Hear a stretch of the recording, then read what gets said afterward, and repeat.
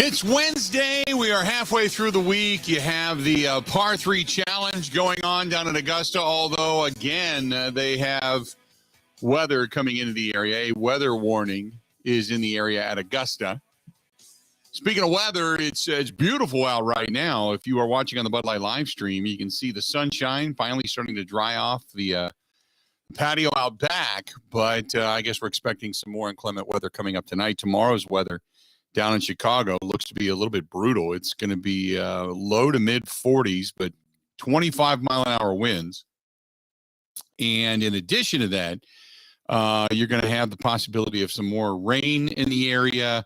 At least the wind is a southwest wind, which means it would be blowing out of Wrigley. But, yeah, it's not looking good tomorrow. And Tiger Woods making his way around Augusta right now. And you can tell. And Ben Kenny producing the show. Ben, by the way, have you watched the video of Tiger walking around Augusta?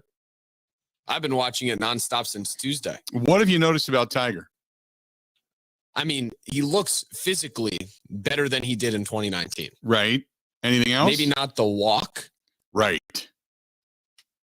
Guys, and it's expected, but he does have a little hitch in his get-up when it comes to somewhat of a limp. Again, You have to expect that. The guy almost lost his leg. But it was something, it was a topic of conversation because they had cameras on him continuously, video on him continuously walking the course. And you can see Tiger with a visible limp walking around Augusta. So interesting to see how he's going to finish. Did you see the odds for first? The odds came out at 50-1 for him to win it. And as betting money started coming in, that dropped significantly. I think it's 75-1 now for him to win the Masters. Correct me if I'm wrong. He has dropped significantly. I've been watching the Golf Channel all morning. Yes, for those that are paying attention, it seems like all the commentators on the Golf Channel are all British. I turned it on, and there's a woman who's the host, and I couldn't even begin to tell you who the rest of the commentators are. Don't know. I've seen faces, but don't know. But every one of them seem like they are from across the pond, if you will, and talking about many of the things that are going to be discussed today as the PGA and the Masters have their press conferences about this, this other startup league that's going to go on in Dubai. Talking about Phil Mickelson not being there will be one of the topics of conversation. Certainly Tiger. So many things going on out at Augusta, but as we get into the golf season. So the big news last night, Bucks get a win. They clinch again the division. The Milwaukee Bucks, remember back in the day when the Bulls just owned the Central Division? Well, the Bucks, they have now won 4 straight division titles. They have a 16-1 record against Chicago in the last 17 head-to-head meetings. Chicago, they can continue to try, but their domination is definitely no more. None. Today on the program, Brewers getting ready for the opening day tomorrow. So we want to talk about that. Bucks get a win. They have clinched the division. They've got 4 games left, and is it 3 games or 4 games left? Because everything wraps up. Yeah, 3 games left. Everything wraps up on Sunday. The NFL continues to churn. Not a whole lot going on there. I guess one of the bigger issues, or at least headlines, is right now that Gronk has spoken and says he's not ready to come back and play another year of football. So we'll see if the Tampa Bay Buccaneers take somewhat of a hit because of that. And then today, I said it this morning. I was on the air in La Crosse on our fine affiliate there, WKTY, with Dave Carney. And I said it was a couple people, when I went to bed last night and woke up this morning, had recognized it. But I don't get much right. So I am kind of a Neanderthal walking through life as an idiot. And I understand that. You know your place. But every now and then, you nail something, And you gotta say, hey, at least I was right about this. When they put that team together, Russell Westbrook, Anthony, Davis, LeBron, the cast of characters. Yeah, I said at the time, they're old, they're broken down. Westbrook is a petulant baby. They're not going to make postseason. And they were picked to win the West by many. Oh, this is a dream team. Look at all the experience. I said, nope. They break down. They whine. There's only one basketball to go around. LeBron's going to get pissed. Beginning of the year, I said they're not going to make the postseason. And damned last night if they didn't. They were eliminated from postseason play, the Lakers. And the best part about it is they have zero ability to make a move unless they make a trade. Who wants Westbrook? Anybody? After what we saw this season, air balls, tossing the ball away, turnovers. He had a couple of good games. Don't get me wrong. I'm not going to say his career's done as a basketball player. No. But petulant, seemingly like if he wasn't involved in demand, he didn't even want to be there. Defense, which was non-existent for the most part. Anthony Davis kept saying, well, if we'd all been together. Well, every year you're hurt, so you can't say that.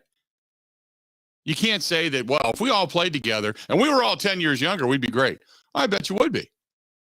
But right now, no, you're a bunch of broken down old dudes who can't play together. I don't get much right in my life, but when all the pundits were talking about this team winning the West, I kept saying it's not going to happen. Not only is it not going to happen, I bet you they don't make the playoffs. One guy, Stan in Houston, had said, I'll make you a bet that they do. And Stan got a hold of me this morning, and thanks for owning up to it. And Stan said, you were right.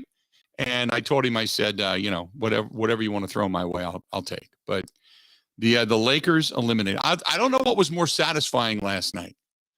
Watching the Bucks beat the Bulls, clinch the division, tied for second, snapping the 2-game losing streak, or watching the Lakers go down like the Titanic. I might have to say the Lakers side of things. I really do. I really do. I was thrilled. I don't know why I took so much pleasure in it. It's not because I made the prediction. That's not it.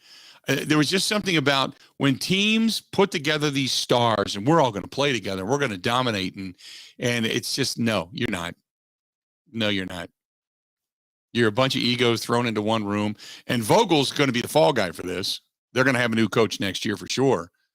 And he might not have done a good job at all, but he threw all those egos in a room together, and they were going to just throw the basketballs out on the court, and they were going to own the NBA.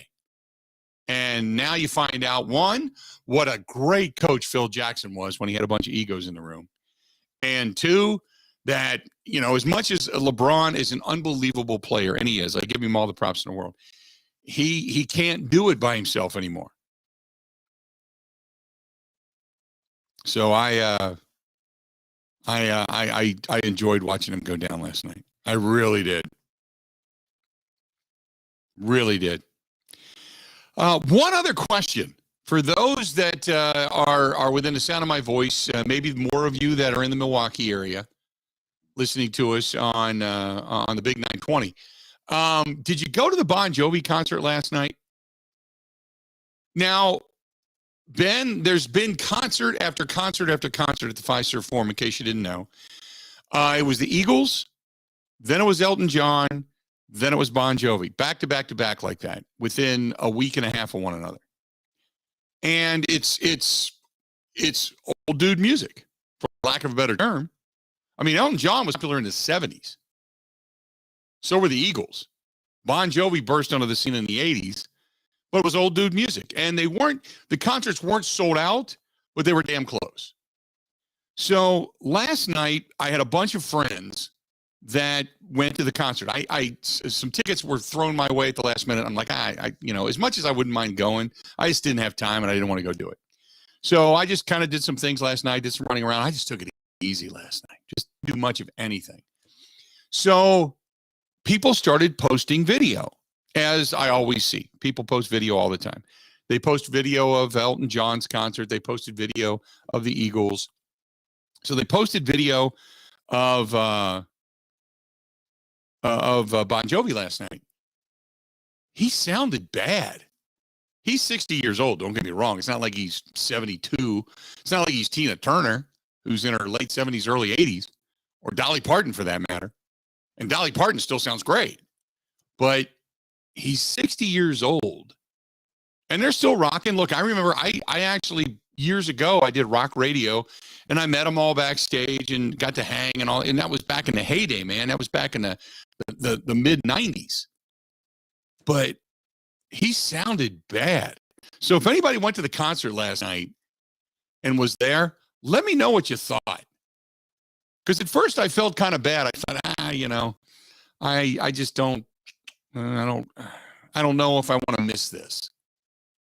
And then I thought, well, I'll probably have another opportunity. He'll probably come back to Milwaukee or maybe, one of the surrounding areas, Chicago, down to Riverbend in Cincinnati or something, something like that, something that I would travel to up in Minneapolis, whatever, if I got tickets, whatever. But when I didn't go last night, I started seeing some of the video come through and listening. Ooh. Now I know cameras and cell phone cameras and stuff, they don't take great video. But, well, at least not high end quality video, although the new iPhone and the new Galaxy especially, oh my God, the new Galaxy is amazing. But he didn't sound good last night. So if you went to the concert, I'm looking for a review. Shoot me a review or give us a call too. I want to know. So that's it. That's our day today. Bill, this might be wildly unnecessary, but have we finally retired Living on a Prayer as a good song? No, because it will always be. It's like Don't Stop Believing from Journey. It's like Shots, the song Shots. It is one of those party anthems. Living on a Prayer is, Don't Stop Believing is, Shots is, all of that stuff. It will live in infamy. The only thing that we have retired recently is the electric slide. That's it. Recently. It's finally made its way out of everyday, everyday music when it comes to stupid white people parties. That's it. That was it. I mean, back in the 70s, the 80s, 90s. I mean, it was back in the 80s and 90s, late 80s, early 90s, when that thing was out and it was hot, and that was always when I used to DJ parties and weddings and all that stuff. That was the thing. You played that, they heard the beginning of that, and man, people flocked to the dance floor like crazy, and that got it all going. But that has been replaced. There's another song now that has kind of taken that over. And I don't know, I can't remember the name of it off the top of my head, but it's kind of taken that over. And that song is now out of our mix. But beyond that, no, because the YMCA is still there, still popular. So, I like the YMCA. I don't know if I should feel bad for this take, but I've never really been able to stand Living on a Prayer as a song. Living on a Prayer is, like I said, it's just always been one of those party anthems. Just is. And that's what everybody was taking video of last night. So I was really, when it came up, Erica, who does our floor producing for our Super Bowl production, she was there last night. She came up from Chicago, and she was at the Fiserv last night, and she had a video of it. And that's where I first heard it and went, ooh, I don't know. I don't know if that sounds good, too good. Steve, ESPN Steve says the chicken dance. Oh, thank God. Now, it depends on where you're at for the party or the wedding. And if you have German heritage or not. Because if you have German heritage in your family, I don't care what year it is, the chicken dance is always going to be relevant. Always. I can honestly say, Ben Kenny, that as about, God, I don't know, this had to be about 7 to 10 years ago. Mike Clemens and I were the participants in the world's largest chicken dance. Oh, God. Did you have to share that information? Well, we went to Cincinnati was hosting the Packers. And Mike and I were down there. It was that weekend during the Oktoberfest weekend. And that is the largest Oktoberfest in the country, the second largest in the world, only to Munich, Germany. And every year they try to set a record by doing the world's largest chicken dance. It's like 500,000 people. It's crazy. It's so many people pack like 20 blocks of downtown Cincinnati. But anyway, they do the world's largest chicken dance. And Mike and I were down there, and I did not know Mike Clemens was a craft beer aholic. Me, I'm light beer. I'm easy to go. You know, Bud Light, I'm good all day long. But Mike, if you buy a mug, if you buy the craft beer mug at the Oktoberfest, it's like $20. You can walk around and fill it up for free all day long. So Mike bought the craft beer mug. So he was doing everything from craft beers and Oktoberfest brews and Christian Moorline brews and Samuel Adams brews. Me, I'm doing the Bud Light. I got a bunch of Bud Lights on the table, and I'm selling them off to anybody that'll buy them. But Mike is doing the craft. Well, our hotel was right there. It was downtown, so we could walk. Mike and I got to admit, we got a little bit toasted. We got a little bit lit up. And by the end of the night, the Samuel Adams cardboard cutout guy, I don't think it was us. I think it was the people that we met there, but the girls that were there had cut out a hole in his crotch, and Mike was dancing with them. And they said, okay. And it was the guy that was Mr. Sulu on Star Trek. I can't remember the guy's name. The guy that goes, hello, that guy. He was the guy that was the MC that day for the world's largest chicken dance.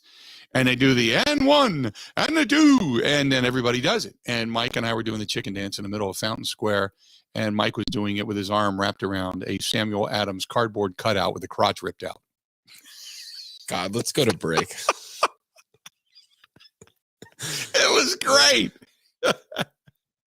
It was a great experience. All right, we're going to go ahead and take a quick break. Stay tuned. This portion of the program brought to you by our friends at Bud Light, oddly enough. Bud Light, the official beer sponsor of the Bill Michaels Sports Talk Network. And don't forget, they have the hard sodas now, which are fantastic. And Budweiser, which is the official beer sponsor of our opening day broadcast when the Brewers come back to Milwaukee. And they're going to be opening it up at American Family Field. Don't forget our broadcast. 10 a.m. to 2 p.m. We're going to be live down at Stenny's, 2nd and National, Walker's Point.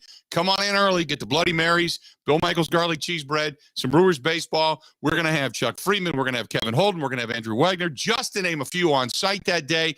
Come on down, party with us as we get you ready for baseball. Put you on the shuttles, head you down to American Family Field to enjoy the game. It's going to be a good one. It's all brought to you by Budweiser, the official beer sponsor of the Bill Michaels Sports Talk Network and Major League Baseball. More of the Bill Michaels Show is next. This is the Bill Michaels Show on the Wisconsin Sports Zone Radio Network. Buy more, save more with a patio door. Wait, what? Right now, at Pella Windows and Doors of Wisconsin, the more windows you buy, the more you'll be saving by adding a patio door. Miss Della from Pella? Please, call me Gina. Okay, Gina Della from Pella? Like, I was told there'd be no math. Like, that's okay. Pella Windows and Doors of Wisconsin makes it easy. Now through April 30th, when you buy 3 Pella windows, you'll save $500 when you add a patio door. Buy 6, save $1,000 with a patio door. Buy a dozen Pella windows, save $2,000 when you... add a patio door? Correct. And along with 6 full lines of windows, traditional to contemporary, Pella of Wisconsin has financing to fit most any budget. Awesome. Buy more, save more with a patio door, but only through April 30th. Set your free consultation today at PellaWI.com. Certain restrictions apply. See showroom for details.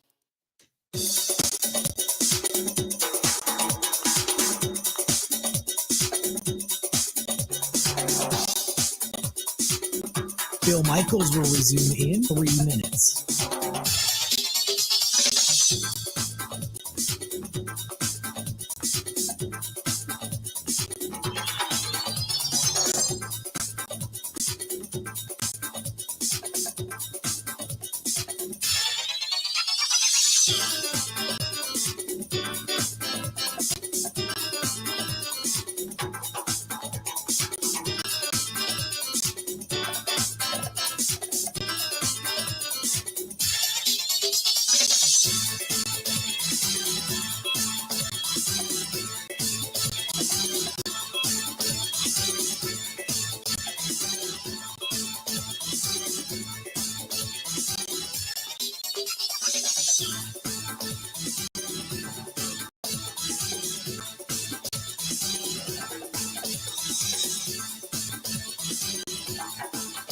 Bill Michaels will resume in 2 minutes.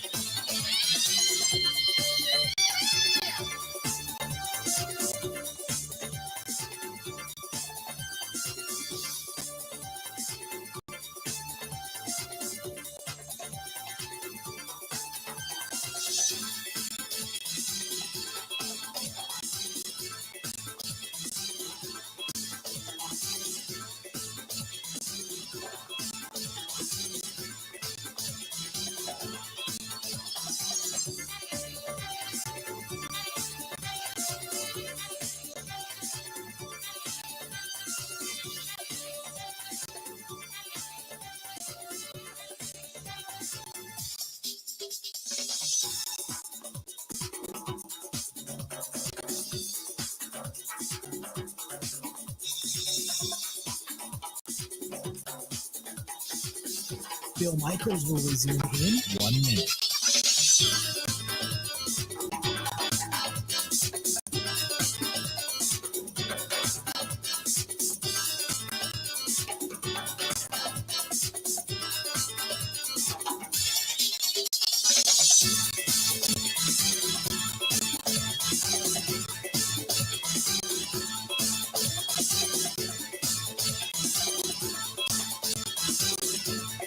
Bill Michaels will resume in 30 seconds.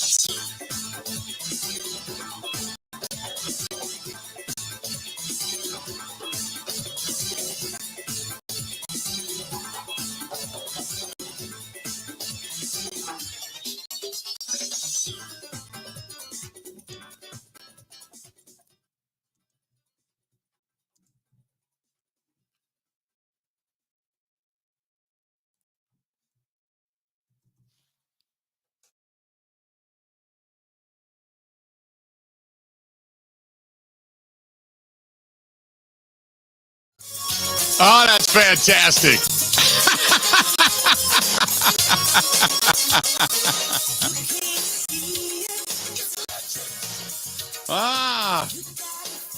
It's an oldie but a goodie, but it's been retired. It is past its prime. So I have to turn it off before I gouge my ears out. oh my God, yes. That It's was that and fantastic. Don't Stop Believing. I just can't. I can't. Don't Stop can't listen to Believing them. is still a big one too. It's then the other one. There's another one which is "Hold On" by Wilson Phillips. That is the ultimate chick song.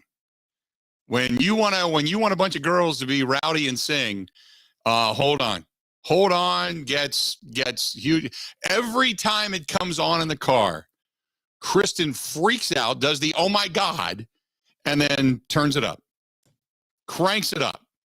And then you just got to kind of, because there was a movie called Bridesmaids, all about, the girls and getting ready for a wedding and everything from cattiness to friendship to whatever. And it's like the ultimate chick bonding thing. And that's the song that ends it when this girl who gets married, this rich woman hires Wilson Phillips to come out and sing "Hold On." And they all sing it, and they all sing it loud. And I got to be honest. Some sing it bad. Oh, yeah.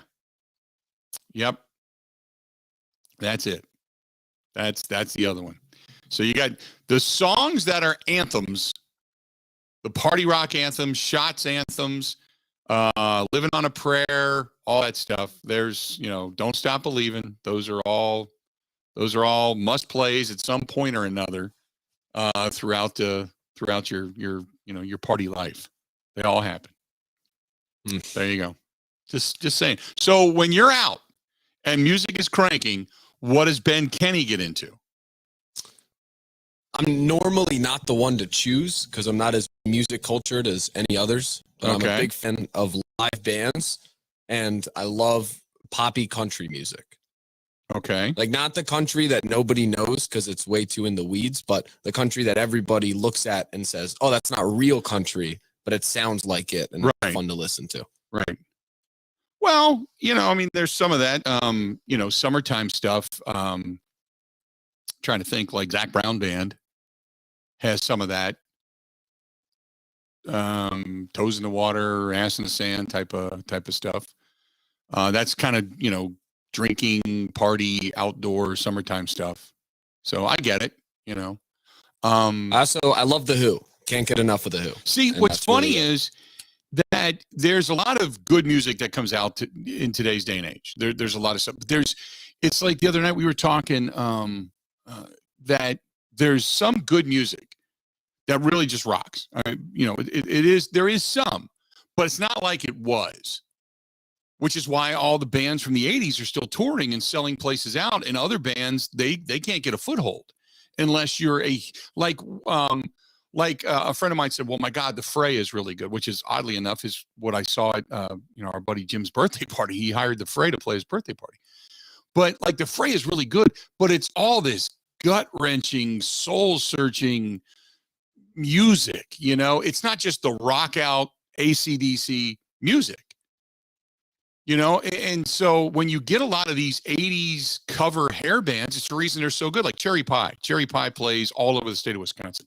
And everywhere they go, they just rock it because it's still that anthem. It just is. But there is some bands like Madison County, I think, Madison County, a cover band from Madison, but I think by far the best country cover band that's out there by far. I've heard them all, and everybody used to hold up, different ones, in the area, and Bella Cane draws a pretty good crowd, but they're more hokey than anything. But Madison County just kicks ass. So they've got that country party, it crosses over vibe. I get that. But yeah, there's not a whole lot of stuff that just holds up over time. People are bringing up NSYNC and all that stuff. And those guys are old now. By the way, Lloyd says never, ever dig up the Macarena. Careful what you ask for, Lloyd. I know, right? I have YouTube pulled up right now. Yeah. I remember the Macarena. I was running a bar in Cincinnati. I owned a bar, as a matter of fact, in Cincinnati. And a buddy of mine had gone on a vacation to Mexico, and he said, dude, there's this song that they play down there. He said, it's a weird song. It's called the Macarena. He said, but they go crazy for it down at Senor Frog's in Cancun. And so I looked it up, and back then I was doing some DJ work, and I looked it up, and I'm like, I hate this thing, but it's going to be huge. And sure enough, it was. It was enormous for a year, maybe two, but still they played at ball games and stuff. I just heard it. God, when was it? Was it a couple weeks ago at the Bucks game? I can't remember, but it popped up. So it was like, oh my God, shoot me. It's an ear bleeder without a doubt. Cotton Eye Joe's another one. That's another one. That, and Thank God I'm a Country Boy. That one has survived as well. Cotton Eye Joe. And now there's a dance version of Cotton Eye Joe.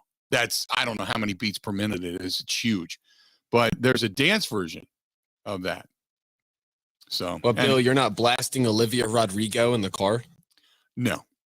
Driving around Milwaukee? No, I'm not. Nope. No, I am a very eclectic mix of music. I like it all. As a matter of fact, I just heard The Weeknd's new stuff, which I liked a lot. And it's good for when you're cruising in the car on a long drive or sitting down, having a cigar and relaxing, whatever. But it's not something that I'm going to listen continuously to. But if I'm going to be, laying at the house down in Indiana poolside or out on the boat, completely different selection of music for the summer and I play a different selection of music when I'm on the motorcycle. That's because you never want to pull up to a stoplight as a badass biker and have Shania Twain's Man, I Feel Like a Woman cranked on your motorcycle. I could picture that, though. Never want to do that. Or I'm a Barbie Girl. That's another one. You never want to have that cranking on a motorcycle.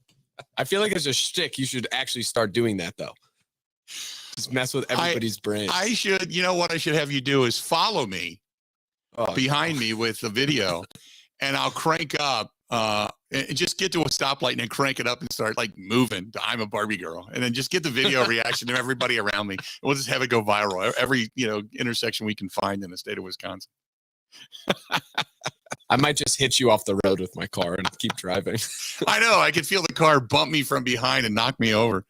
877-867-1670. We have gone way off the rails. We'll try to put the show back on the rails when we come back. Stay tuned. We got more of the Bill Michaels Show next. Covering Wisconsin sports like a blanket. This is the Bill Michaels Show on the Wisconsin Sports Zone Radio Network.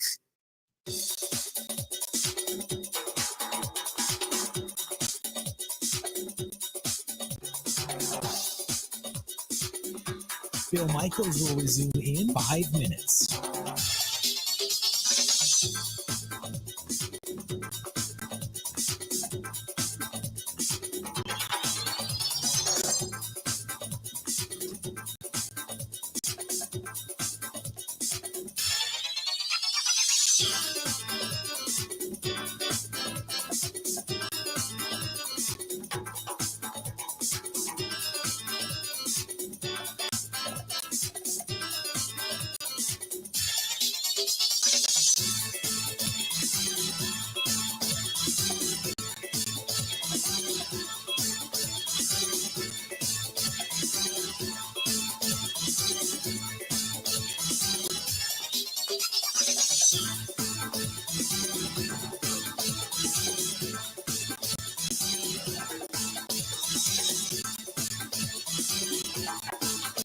Bill Michaels will resume in 4 minutes.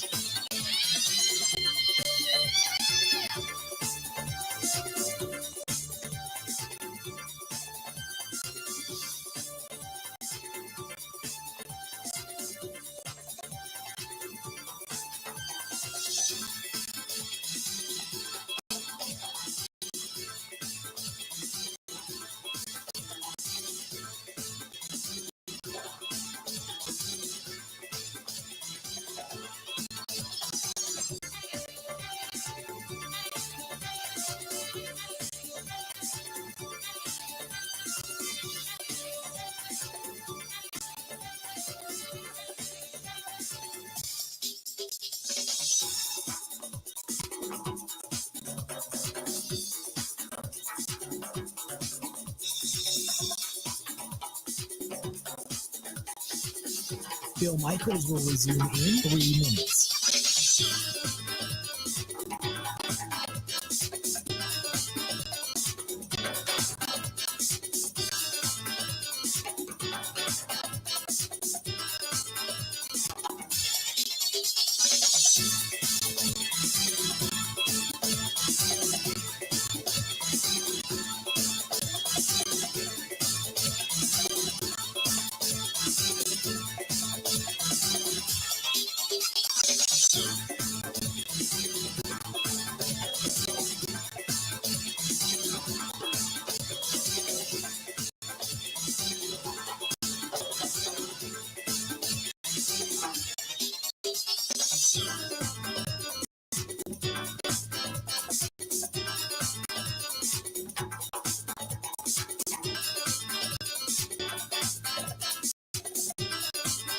Bill Michaels will resume in 2 minutes.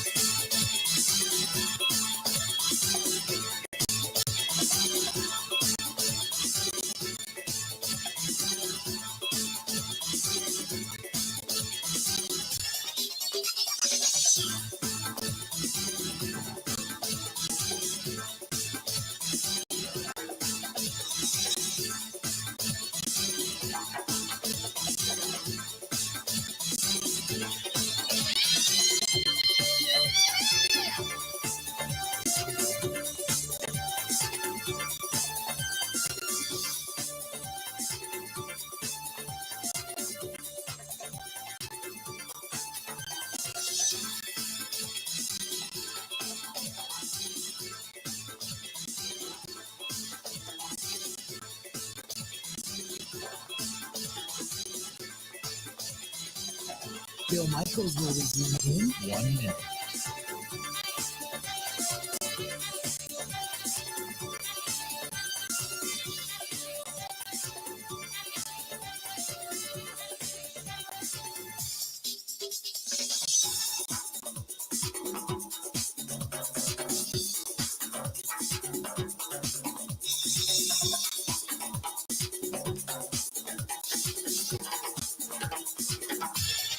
Bill Michaels will resume in 30 seconds.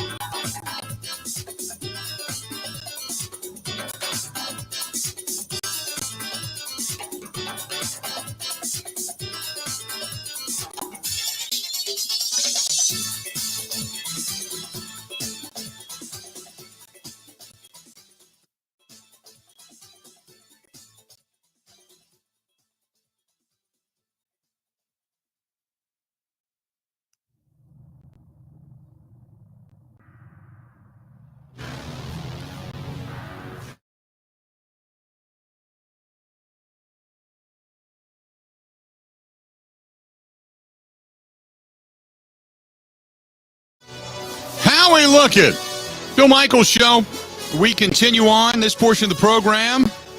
Brought to you by our friends at Wisconsin Harley-Davidson. And at Wisconsin Harley, they're getting ready for this summer riding season as well. I was just out there yesterday. I was out there actually yesterday just to check on my bike. Kristen's bike's upstairs in storage. Mine is downstairs in the backside of the showroom, and I just went to give it a hug. That was it. I know the weather's going to start turning next week, so I'm looking forward to possibly getting the bike back, riding a little bit. God, I can't wait. Can't wait for the first ride of the season. But nevertheless, they have new leathers in. They have new helmets in. They have new parts in. A buddy of mine, Justin, who just bought his bike from Wisconsin Harley, has taken a bunch of the stock parts off and bought a bunch of the accessorizing stuff from Wisconsin. Oh, my God, the bike is beautiful. Beautiful bike. But nevertheless, whatever you're looking for when it comes to whether it's a new bike, a used bike, which they have a ton of out there, by the way. They just bought 4 or 5 more. So now I think they got like 20 or 30 on the showroom floor. But stop in and check it out. Go to wisshd.com. That is wisshd.com. Again, wisshd.com, and see for yourself everything they have. Highway 67 in Oconomowoc, just south of 94. And boy, I tell you what, speaking of that, right on the backside of Wisconsin Harley-Davidson, the new Dockhound Stadium's going up for some of the Summer League baseball. Oh, man, what a neat place that's going to be. Big, huge, giant parking lot they're building over there. The field is in. The fencing is now in. The stadium, they're putting the seats in. So that place is really cool. That whole area is booming out there. So if you get a chance, go out to Wisconsin Harley-Davidson, which, by the way, should probably give them even more bike parking, for when they have the hometown rally coming up Labor Day weekend, which I can't wait for. 877-867-1670. If you want to find us, do it. So the draft needs for every team comes out today via ESPN. And when you get to the NFC North and the Green Bay Packers, it's pretty much what we thought. There's one other addition there that I think is rather interesting. But it said, obviously, with trading away one of the best receivers in franchise history, that's Devontae Adams, the Packers are trying to figure out a way to replace that production. The Packers' theory of waiting until the second day of the draft to find wide receivers is going to be tested, because there's some good first-round picks. Olave, by the way, left Washington and flew to Dallas. So the guy that the Packers spent some time with down at the NFL Combine, and for all intents and purposes, many teams thought they were pretty high on, he has now visited Washington and then visited Dallas yesterday. So Chris Olave out of Ohio State, Jahan Dotson out of Penn State, Treylon Burks out of Arkansas, all could be available if the Packers stick to their age-old philosophy that has worked for over a couple of decades, and they wait until the second round to pick a receiver, which I can't imagine them doing. But there's Alec Pierce, Sky Moore. Those guys could possibly fit into the system, they say. But they say the number one draft need for the Green Bay Packers, wide receiver. I talked about backup edge rusher with the departure of Zadarius Smith. You'd like to find yourself some additional depth at the outside edge rushing position. Offensive tackle, we know. Tight end, we know. Some defensive line depth, we know. But they throw in safety, because you don't know coming up what Adrian Amos is going to be doing and whether you're going to keep him or you're going to cut him loose, depending on what kind of money he would demand. But you're going to have to think about going after another safety. You got Darnell Savage coming up. You got Adrian Amos coming up. So in the short term, you might think about going after a safety. I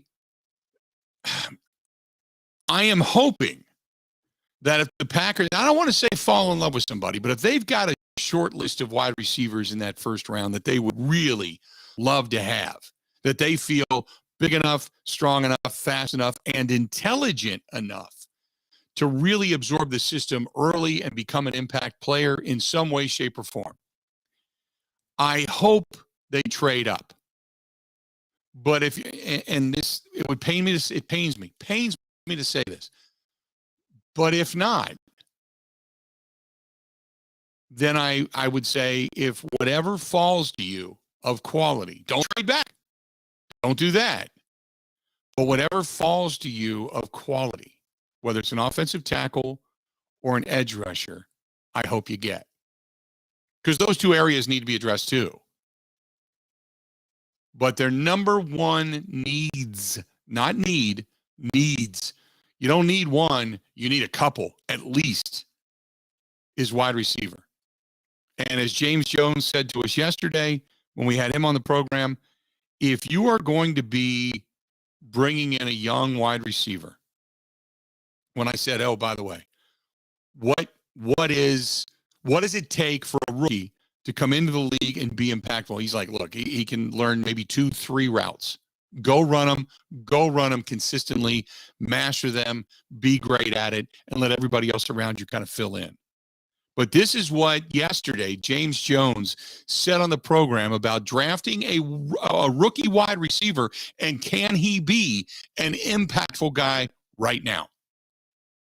Yeah, to be honest with you, bringing a rookie in, I think is very simple. You know, you bring him in and you let him know you're going to do these 1 or 2 things this year.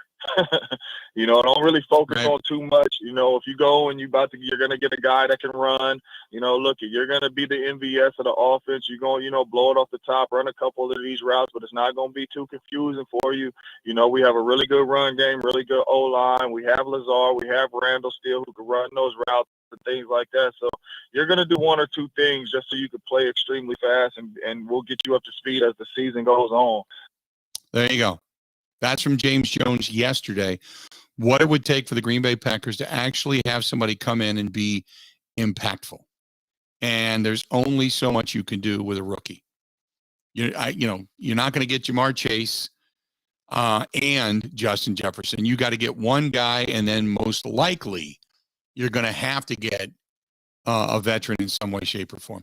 Stay tuned. We got a lot more of the Bill Michaels Show. It's all coming up right after this. Covering Wisconsin sports like a blanket. This is the Bill Michaels Show on the Wisconsin Sports Zone Radio Network. Catch all the racing action at Road America. Camping and corporate events available as well. Go to roadamerica.com for all the information. Road America, America's national park of speed.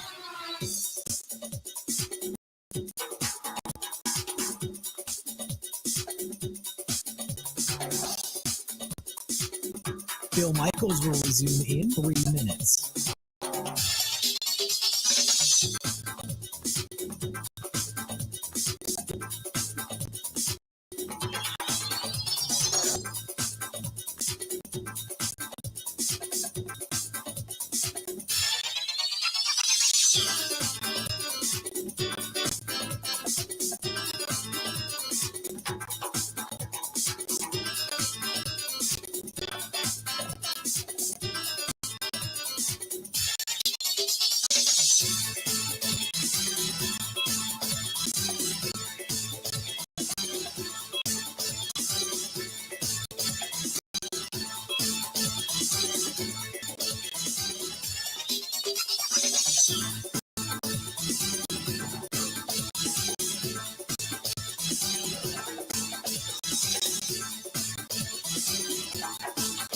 Bill Michaels will resume in 2 minutes.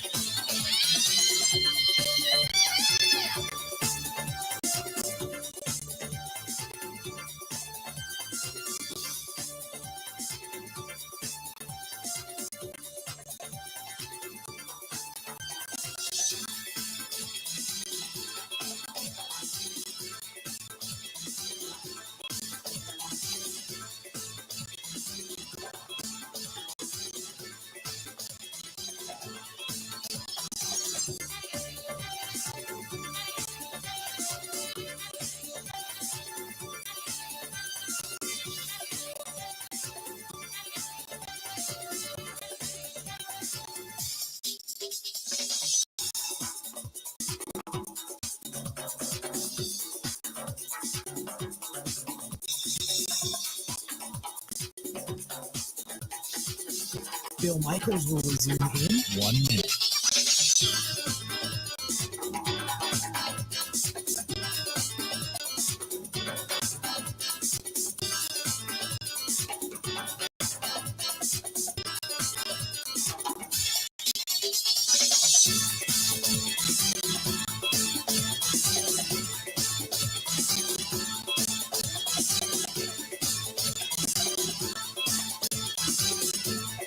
Bill Michaels will resume in 30 seconds.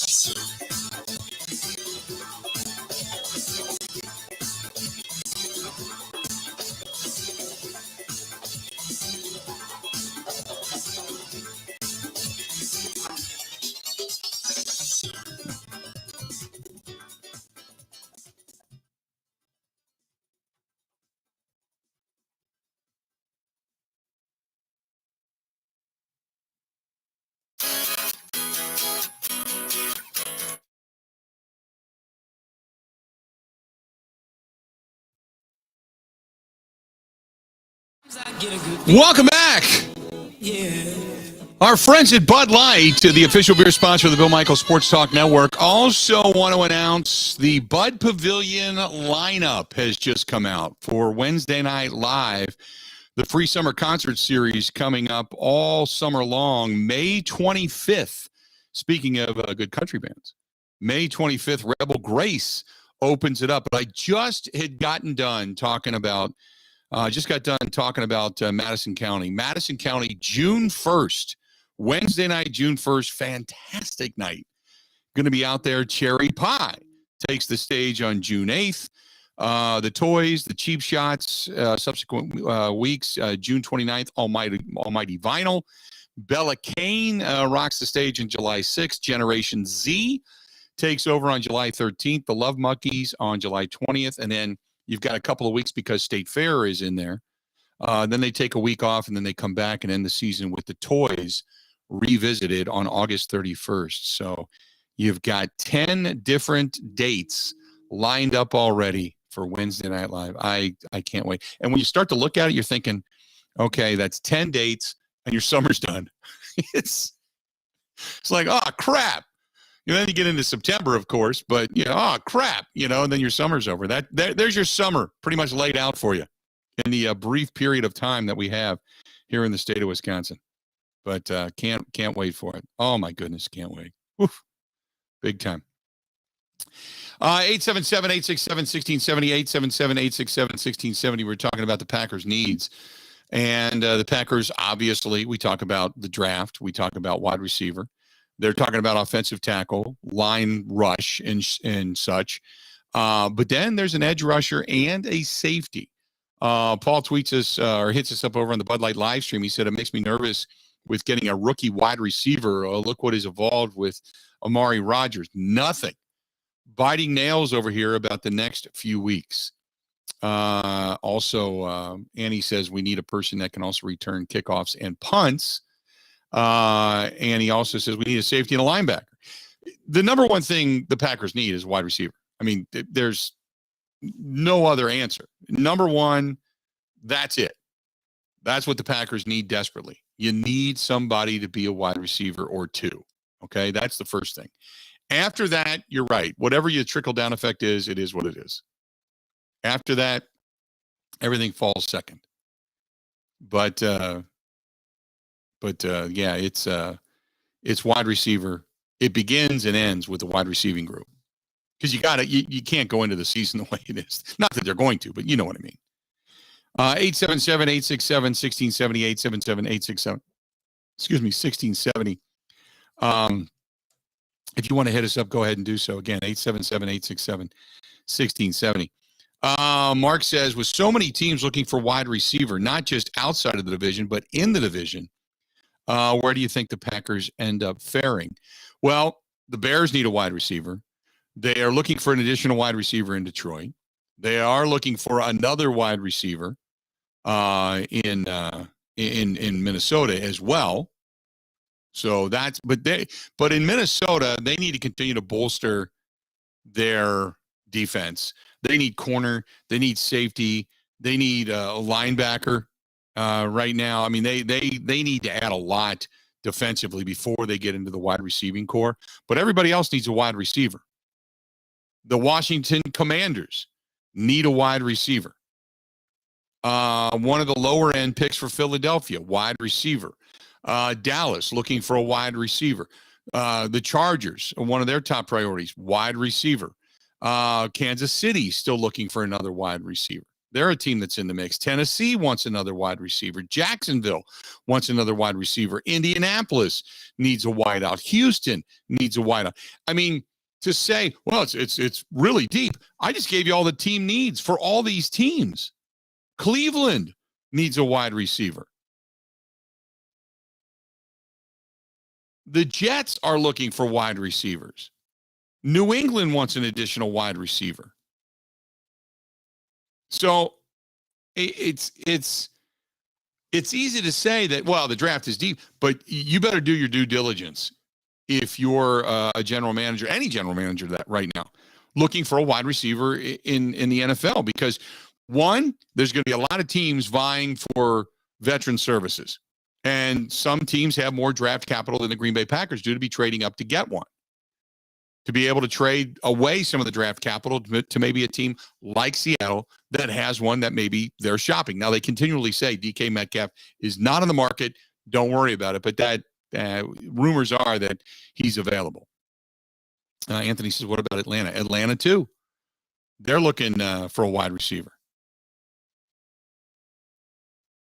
They're looking for a wide receiver. You know, we know the Saints are. They're having Olave. They had Olave in. So did Dallas. I think the Rams might be looking for another one because OBJ is not going to be ready anytime soon, and he is not signed. So they're going to be looking for another wide receiver. So there's a lot of teams searching for wide receiver right now. It's not going to be easy.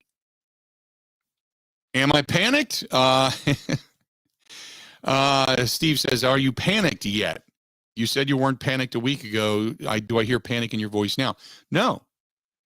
I just think that the Packers are going to have to do their due diligence. I don't think you can just spend all your draft capital on one veteran because you're going to need another one to come into the system. But it may cost you a one or at least a two and something else or something in the future to get one of these guys. Because you're in it for the next 2 years. You're pushing that envelope forward for the next 2 years, this year and next. That's what you're doing.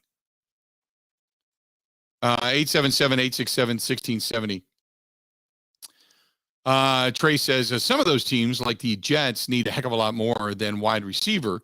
They need everything, so wide receiver probably not too choice for them. But that's on their list of needs. When you talk about the top 3 to 4 needs for all of those teams, wide receiver is listed in the top 3 to 4 needs of all of those teams. And I agree with you, but let's be honest. As James Jones said, and others have stated, the days of drafting these top-notch, number 1 rated defenses, yeah, you want to put them together, but in a game, and this is the reason that the game is changing. Mark Murphy even sent this out the other day when they talked about the change of the overtime rules. That back in the day, it was just let your best defense go against their best offense and let the best team win. But in today's day and age, where it is so geared towards the offense, the rules are so geared towards quarterbacks, you have to find as many offensive weapons as possible if you have a quarterback that is solid. That's the reason any team right now is going to go offense first if that opportunity presents itself. Unless you flat out have a stable of guys you just don't need. If you have that, well, then good for you. Go out and get whatever else your needs are. But if you're a team that has any offensive deficiencies in today's day and age, you are trying to fill the offensive deficiencies for the most part first. Now, you can take best available, obviously, especially in the first round. But if you have a chance to get one of the top-rated wideouts in this league and you've got a quarterback already, then that's what you're taking. Because in a league that has become so prevalent upon the pass and so dictated when it comes to rules that your inability to guard against the pass, you got to go with wideouts. That's why everybody's looking for one. I don't disagree with you, but I'm just saying if it was between me picking a really solid edge rusher or a really highly rated wideout, I'm going wideout every damn day of the week because the rules favor the offense. That's why. 877-867-1670, 877-867-1670. If you want to hit us up, please feel free to go ahead and do so. 877-867-1670. Find us and we'll chat about it. Got a lot to get to today. You got, the Masters and the Par 3 Challenge getting out there and getting underway. That's going to happen today. You've got the Brewers with a workout day today in Chicago, if indeed they're able to. And then tomorrow, a cold, blustery opening day. Got the Bucks clinching the division tonight. 3 games remaining on the docket. What are you hoping for as time goes on? Got a lot of stuff popping up. 1 hour down, 3 to go. Stay tuned. More of the Bill Michaels Show comes up next.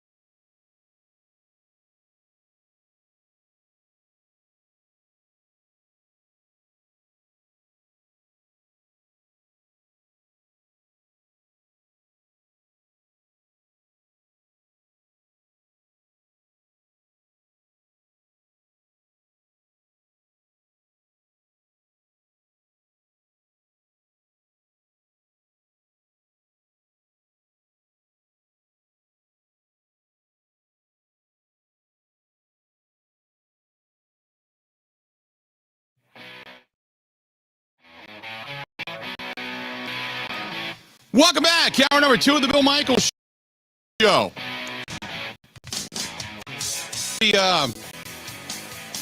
You're enjoying a little bit of the sunshine while we have a break in the clouds before all the crap weather moves back in.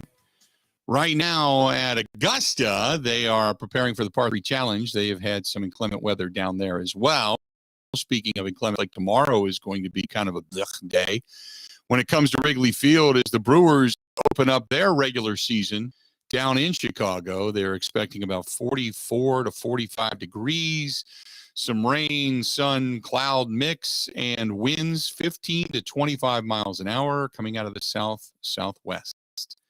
So at least the wind is blowing out at Wrigley, but it's going to be a day. Not good. Right now at Augusta, they've got 71 degrees and thunderstorms in the area. And while it is not pouring down rain at Augusta, the storms are in the area, and they have said severe thunderstorm or severe weather warnings down there have now been placed outside of the grounds, and therefore the fans have been evacuated. So just in case, just an FYI there. By the way, I was talking before about I did not recognize some of the guys on the Golf Channel. Now I do. Nota Begay is in there. So Nota Begay is there. I recognize him. Some of the other guys I still don't. But Ben, are you still watching the Masters coverage down there at Augusta? Yeah, the TV's on. Okay. I kind of glance. Yeah, it's a lot of discussion. But that's about it. Did you notice that on the table, the coffee table that sits in front of them, obviously it says Masters, but all of their mugs, as if they have these 4 mugs of water, they're just, we're all drinking a little water, talking. Do you notice all the handles are all the exact same way because the Augusta logo is on the front and the handle has to be pointing left? So for the guy to the right, as if he's actually using that mug of water, which we all know he's not, he would have to reach over, turn the mug around and set it back down and turn it back around to have the logo of the Masters shown on the front of the mug. I don't know why little stuff like that bothers me, but it does. Maybe he's a lefty. Even if he's a lefty, you got to point the mug. When you put a mug on a table, the handle's facing you, right? You put the mug down, it's facing you. Well, on those tables, you have to put it the opposite way to get the logo to show, which I don't know why they just don't put the logo on both sides of the mug. But you have to get the logo to show. So if you're looking at it right now, all the mugs on your television screen are facing left. And it just bothers me. It just does. Well, now that you pointed it out, I can't get over it. Right? You can't unsee it. It's right there. It's just driving me crazy. It's like I just want to go over there and just mess up the mugs. Just act like you're drinking something. And don't just put it there for show going, oh, by the way, these are also for sale in the gift shop. Thank you very much. 877-867-1670. You want to hit us up? Go ahead and do it. We'd be glad to hear from you. So I got this just a little while ago, and Peter Schrags over on Good Morning Football on the NFL Network. Marcus wants to know. He said, "Look out for the Vikings this year. Do I buy it?" That's no, not really. I don't. I mean, I guess if their defense, look, Kirk Cousins, he's quality. He's not a bad dude. When it comes to being a quarterback, he was having a pretty solid season, and they do have some decent weapons. But when it comes to their defense, and now again, 2 things. You got Ed Donatel, a former blast from the past regarding the Green Bay Packers, their defensive coordinator. Kevin O'Connell, the new head coach over there, after Zimmer was told hit the road. So maybe a breath of fresh air can turn things around. But you're still you have needs defensively. Harrison Smith at safety, not bad. But remember, they signed Shannon Sullivan as a backup corner. They have Dantzler as a corner. They have still have Patrick Peterson, who's solid, but his best days were from Arizona. They've lost a lot of their secondary, which they're still trying to hunt for. Donnell Hunter is back. Eric Hendricks is back. Remember, they picked up Zadarius Smith. Now, if Zadarius Smith is back and his back is better, then yeah, that could be formidable. Because if you look at Zadarius Smith's numbers when he started out with Baltimore, left them, came on with the Green Bay Packers. Now he's going to the Vikings. Every time he gets that opportunity, man, he makes the most of it. And hopefully that sack total doesn't go to 10, 11, or 12 and has 4 or 5 of them against Aaron Rodgers. But up front, they picked up Harrison Phillips. They've got him, Dalvin Tomlinson, obviously, Armin Watts, I think, the other defensive tackle. But I don't know if it's real. They got to bolster that defense. They still have Justin Jefferson, Adam Thielen, KJ Osborne, who they picked up in the draft, in the 5th round of the draft a couple of years ago.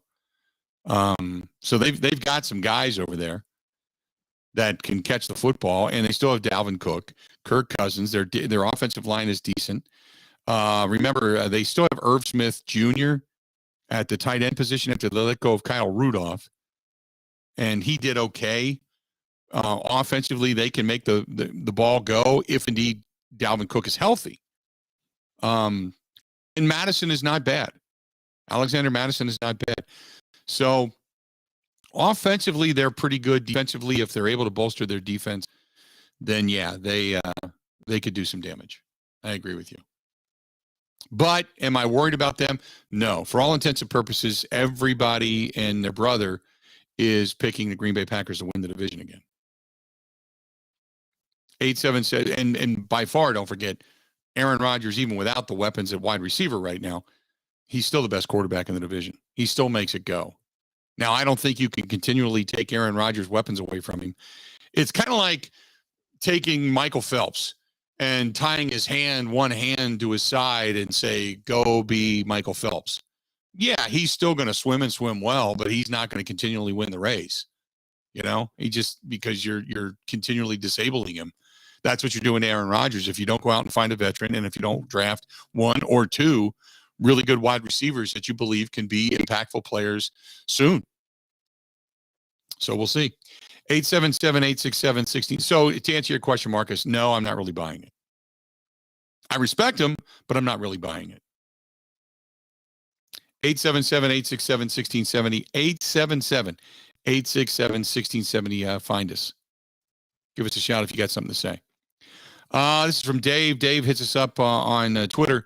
He says, hey, Bill, with the Brewers losing their backup catcher, how much will this impact their ability to pinch hit? Well, remember, you're not going to pinch hit a lot because you have the DH this year. Thanks for the email too, Dave. Or the hit up on Twitter. You're not going to pinch hit a lot because you're just going to throw your best 9 out there, and that's the way it's going to go unless you need to make some kind of move. So there isn't going to be a lot of these. You're not going to pinch hit for a pitcher, which, let me say this. I hate it. I hate the DH. I think it sucks. It takes away strategies and such and double switches and all that kind of stuff for a manager. It really does. There's not a whole lot of scenarios in which a manager is going to make a double switch or pinch hit or whatever, unless, of course, you're going to say your opponent brings in a righty, you want to change it to a lefty, whatever. You want to make it more formidable. You want to change a lefty to a righty or a righty to a lefty. That I understand. But beyond that, no. You're not going to do a whole lot of that. So that's kind of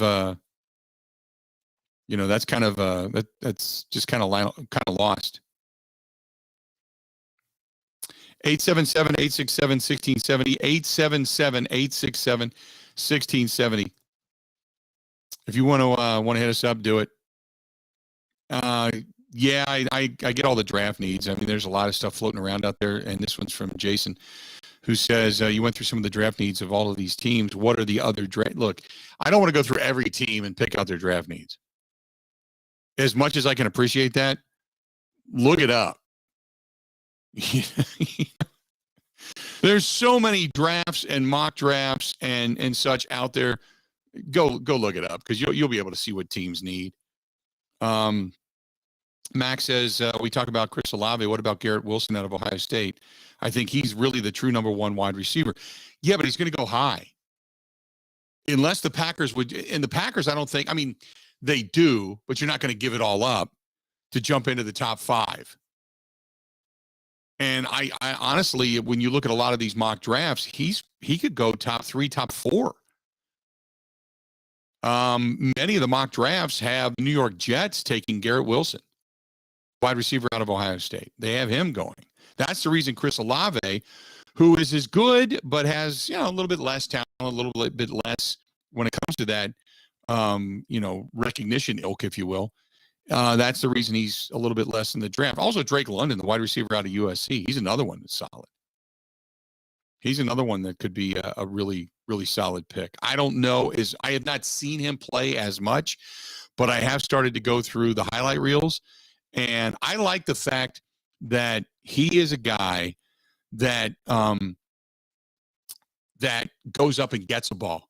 There's more than a few highlight reels of him if you go look for him, and his name's Drake London, the wide receiver out of USC. There's more than a few highlight reels of him going up to get a ball against their contested catches, which I really like. But there's a lot of talk about possibly Atlanta going in that direction and getting him first. Like I said, now that the Washington Commanders have thrown their hat in the ring for Chris Olave, they're sitting at number 11. So if you're going to think about getting Olave, you're going to have to go to at least 10. 10, maybe 9 if you think you're going to get him. And that 9th pick is, what is that? That's Seattle's. And they got that in trade with Denver. So if you're going to jump up and get Chris Olave, who many seem to think now is going to end up in Washington because they've taken an interest in him, and he visited Washington. So now you're thinking that's probably where he's going to go. Because right after that is Minnesota. I can't imagine Minnesota taking a wideout. Most likely they're going to go after Derek Stingley Jr., the corner out of LSU. They need cornerback play. And Patrick Peterson, who I mentioned earlier, he probably play opposite him. Patrick Peterson going to be 32 this year. There's no denying that Stingley is real capable. So he would be a guy, especially with his speed, his ball skills and his speed. He's not the lockdown corner, but he's good.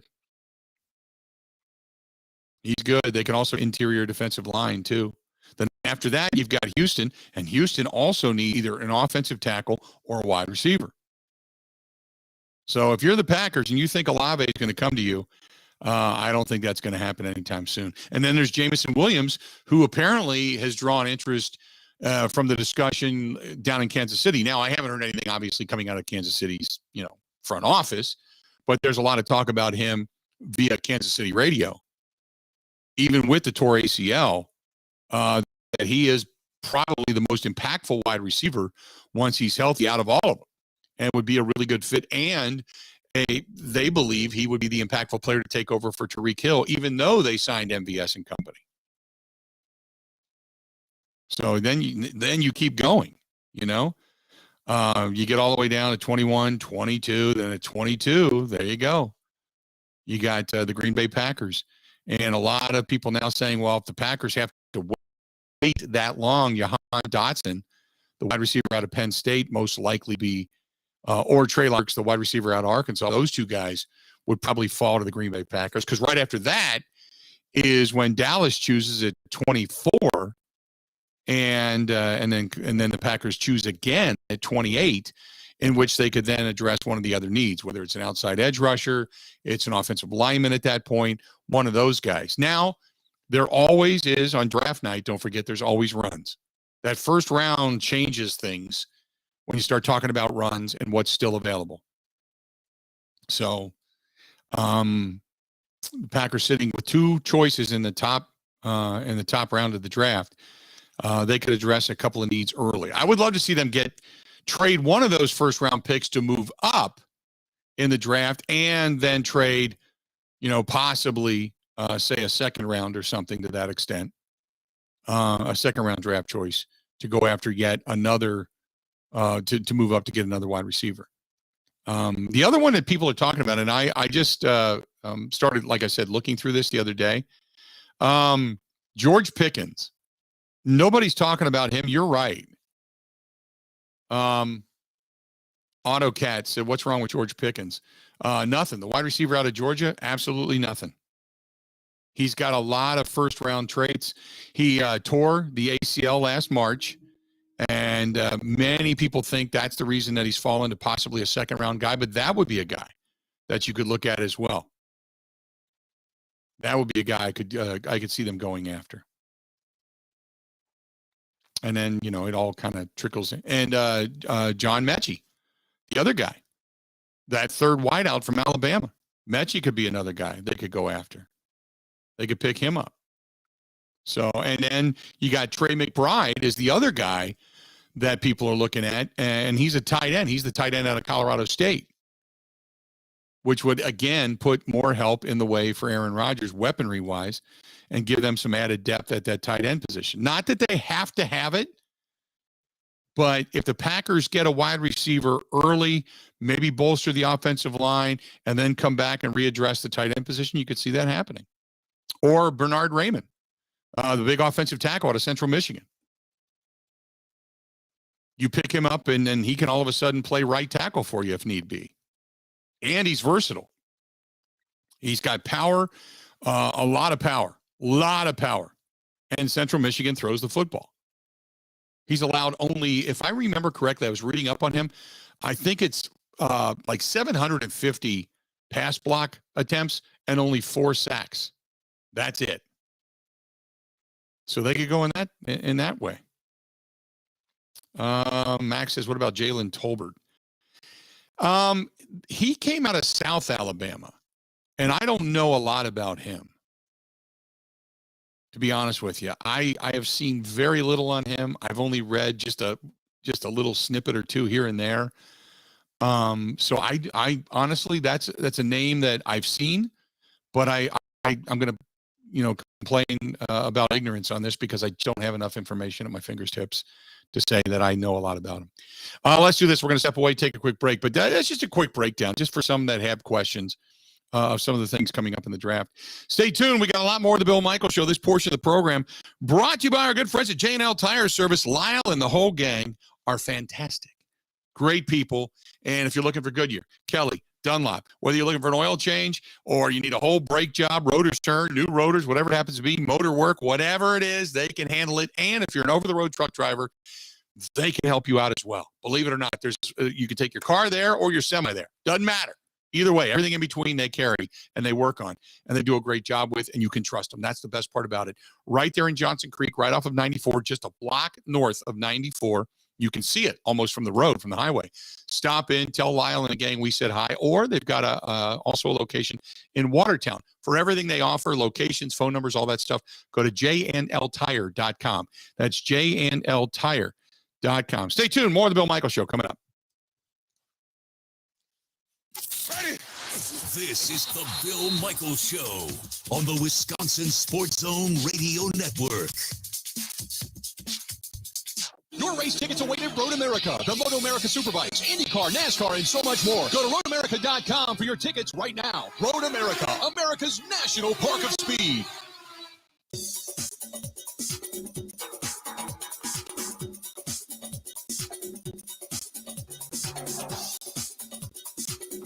Bill Michaels will resume in 3 minutes.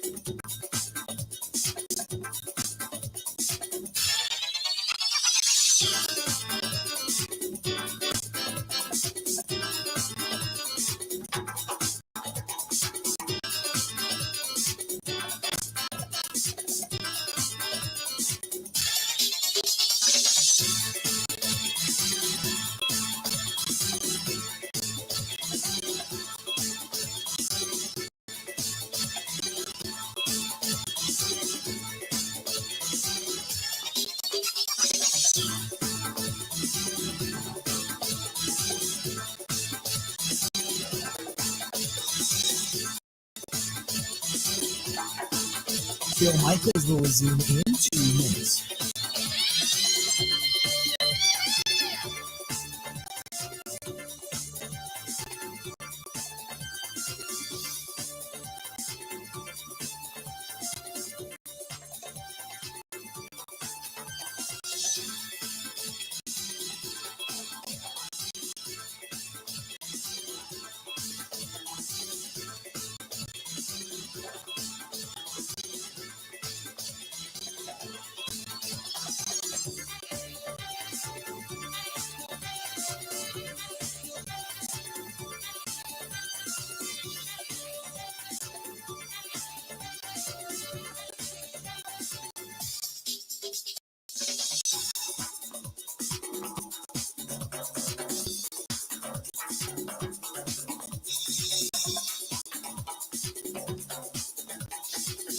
Bill Michaels will resume in 1 minute.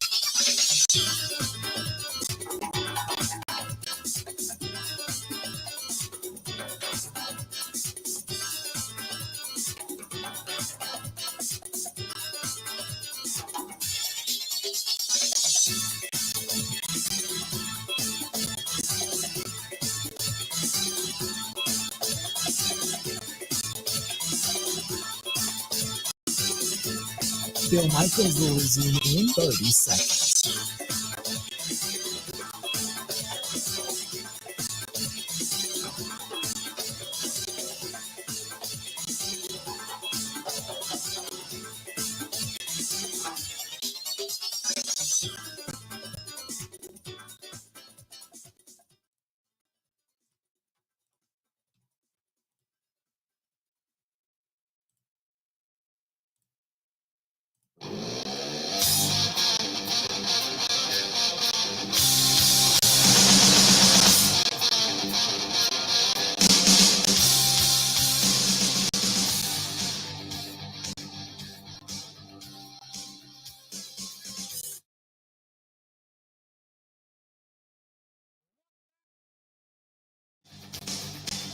Continuing on, this portion of the program brought to you by our friends over there at New Mal Medical, treating guys with ED all over the state of Wisconsin, well beyond the borders as well, and they do it without the side effects, without the pills, creams, lotions, all that kind of stuff.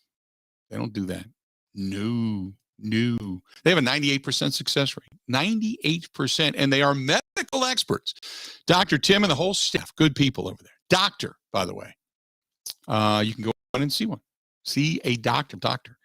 And they're just good people. And even if it's, say, feeling sluggish or moody or just run down, tired all the time, they can help you out with that. It might be low T. Or the all-in-one weight loss program is your bag because they can do that as well. That's a good deal.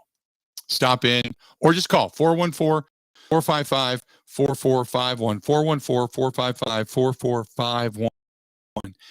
The New Mal Medical Center, and see if they can give you a new you. Really. Feel better, look better, all that kind of stuff. Healthier. So again, give them a shout. 414 for all their locations. 414-455-4451. That is 414-455-4451. 414-455-4451. Give us a shout or give them a shout. A lot of different stuff happening here. This one's from Mark, who said tomorrow's game looks like it's going to be a hit or miss game in Chicago. Are you doing a broadcast? No, we're not doing a broadcast in Chicago. Our broadcast is going to be for the home opener, and we're going to be live at Stenny's Sports Bar, downtown Milwaukee. I've always called it's like the Cheer Milwaukee.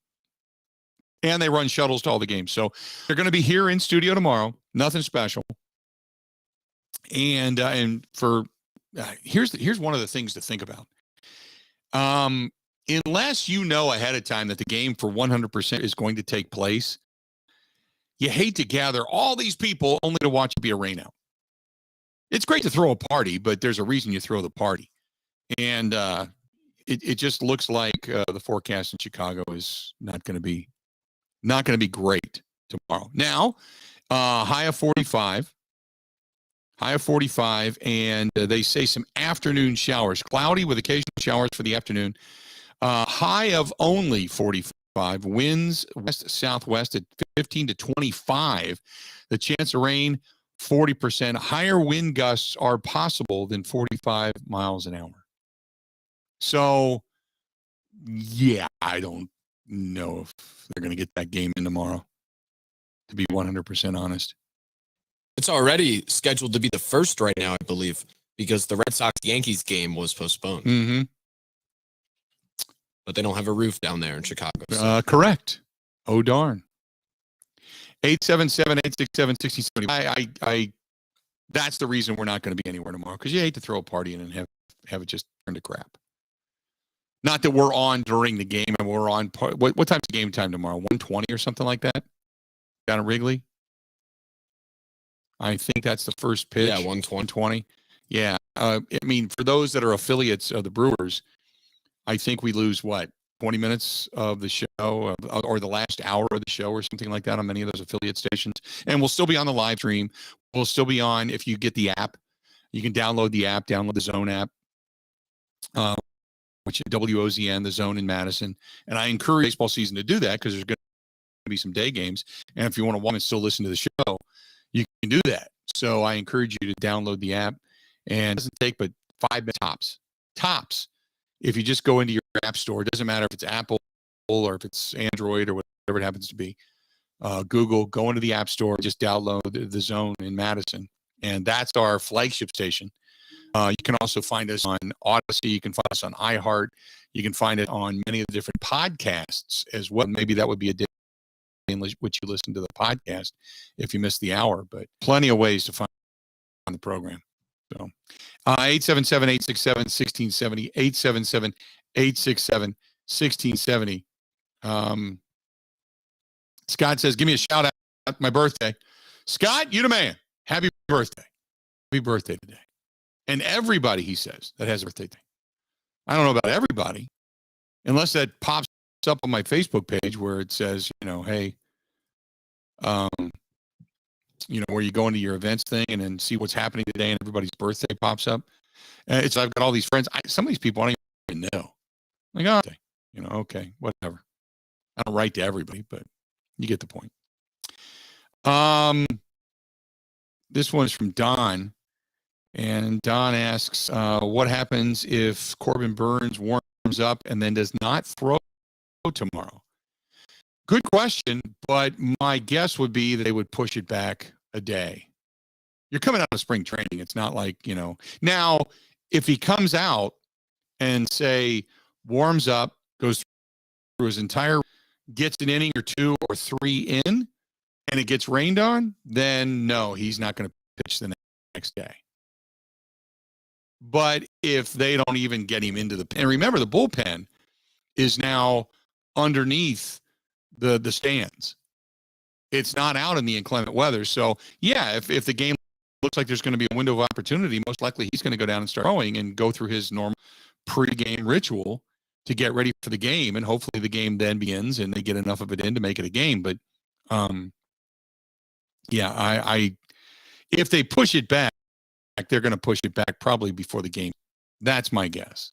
Unless, of course, they get a shower mid to late game. But I can't imagine them starting a game if they know they're only going to get a couple of innings in before it really comes and hits hard. Remember it was a couple years ago when they had Joe Madden there? They canceled a game and it never rained. It never rained. They had a game scheduled. That was the game that they were trying to throw the Brewers off, and they did. But yeah, they canceled a game that it never rained. Craig Counsell even joked about it, going, it's pretty funny that we're not playing a game. We got rained out, and the sun was shining. Some gamesmanship or lack thereof there, if you would, kind of go in that direction. That Joe Madden put upon the Brewers. 877-867-1670, 877-1670. Jeff says, you in Milwaukee today. No, it was not a great show. It was okay. And I relived some of my youth, but not a great show. That was the review from last night's concert, by the way. John I've seen Twitter videos of him, but yeah, the audio I don't think is good enough to decide whether he was singing well or poorly. I would I'd have to show you a couple of friends, and maybe if you had to play it, just to say was it good or not good. Because you can't be up close. You can't be right next to the speaker. If you're next to the speaker, that's never going to work. It doesn't give you good audio. It kind of blows it out. So you got to be pretty far away. I'll see if I can find, because I had a bunch of friends that went last night. So I'll see if I can find friends that went to the show last night. 877-867-1670, 877-867-1670. Hit us up. More of the Bill Michaels Show coming up. This is the Bill Michaels Show on the Wisconsin Sports Zone Radio Network. Buy more, save more with a patio door. Wait, what? Right now at Pella Windows and Doors of Wisconsin, the more windows you buy, the more you'll be saving by adding a patio door. Miss Della from Bella? Please call Gina. Okay. Gina Della from Bella? I was told there'd be no math. That's okay. Pella Windows and Doors of Wisconsin made it easy. Now through April 30th, when you buy 3 Pella windows, you'll save $500 when you add a patio door. Buy 6, save $1,000 with the patio door. Buy a dozen Pella windows, save $2,000 when you... At a patio door? Correct. And along with 6 full lines of windows, traditional to contemporary, Pella of Wisconsin has financing to fit most any budget. Awesome. Buy more, save more with a patio door, but only through April 30th. Set your free consultation today at PellaWI.com. Certain restrictions apply. See showroom for details.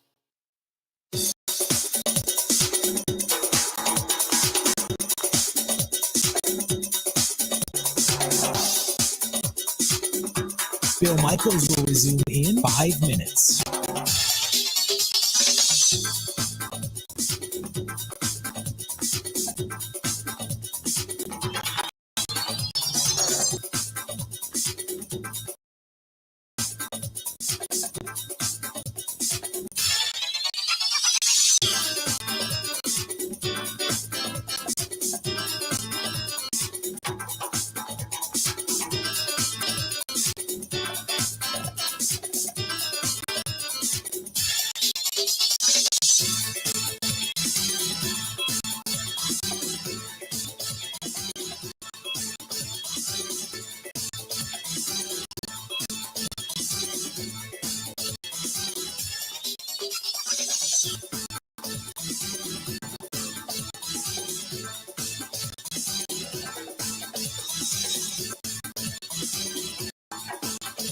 Bill Michaels is in 4 minutes.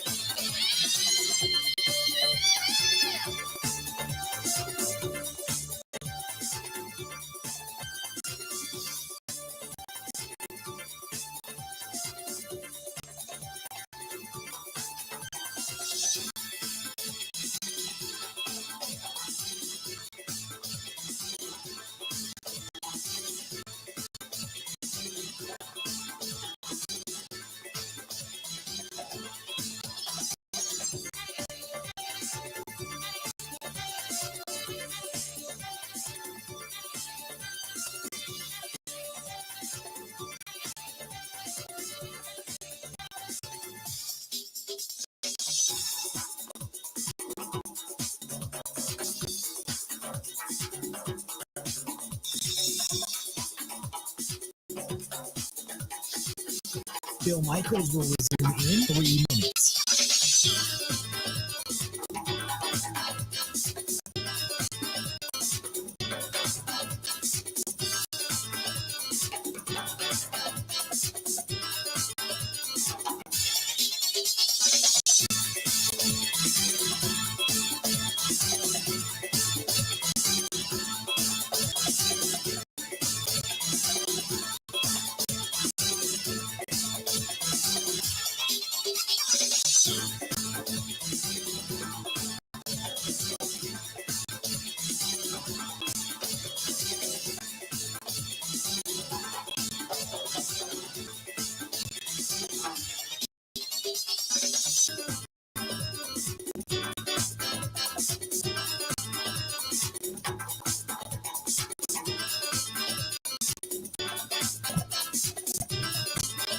Bill Michaels will resume in 2 minutes.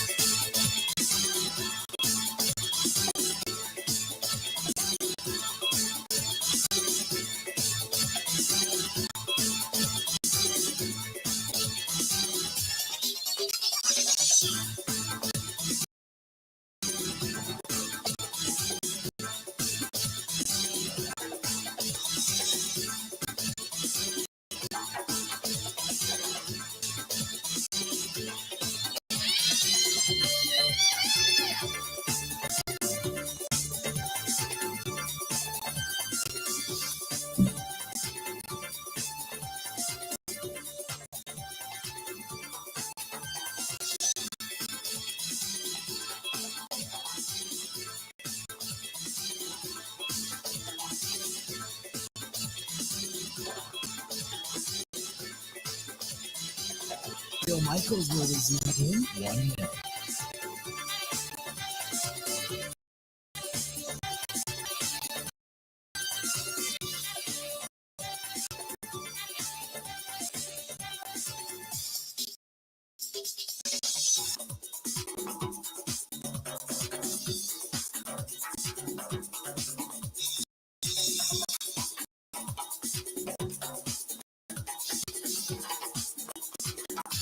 Bill Michaels will resume in 30 seconds.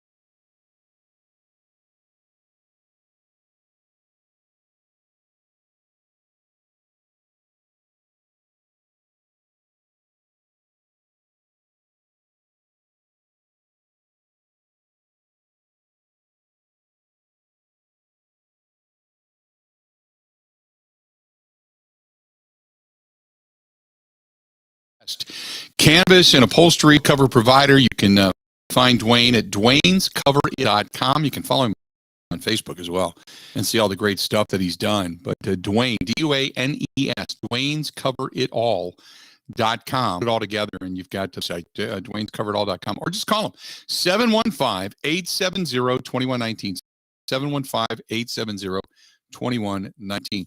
Hey, another great place to go. Speaking of boat covers, I was just there yesterday. I stopped out to Skipper Bud's, and more boats are being delivered. The showroom's full, and they've got plenty of boats, yachts, pontoons, sport and deck boats, fishing boats, and such out back. But walked into the showroom.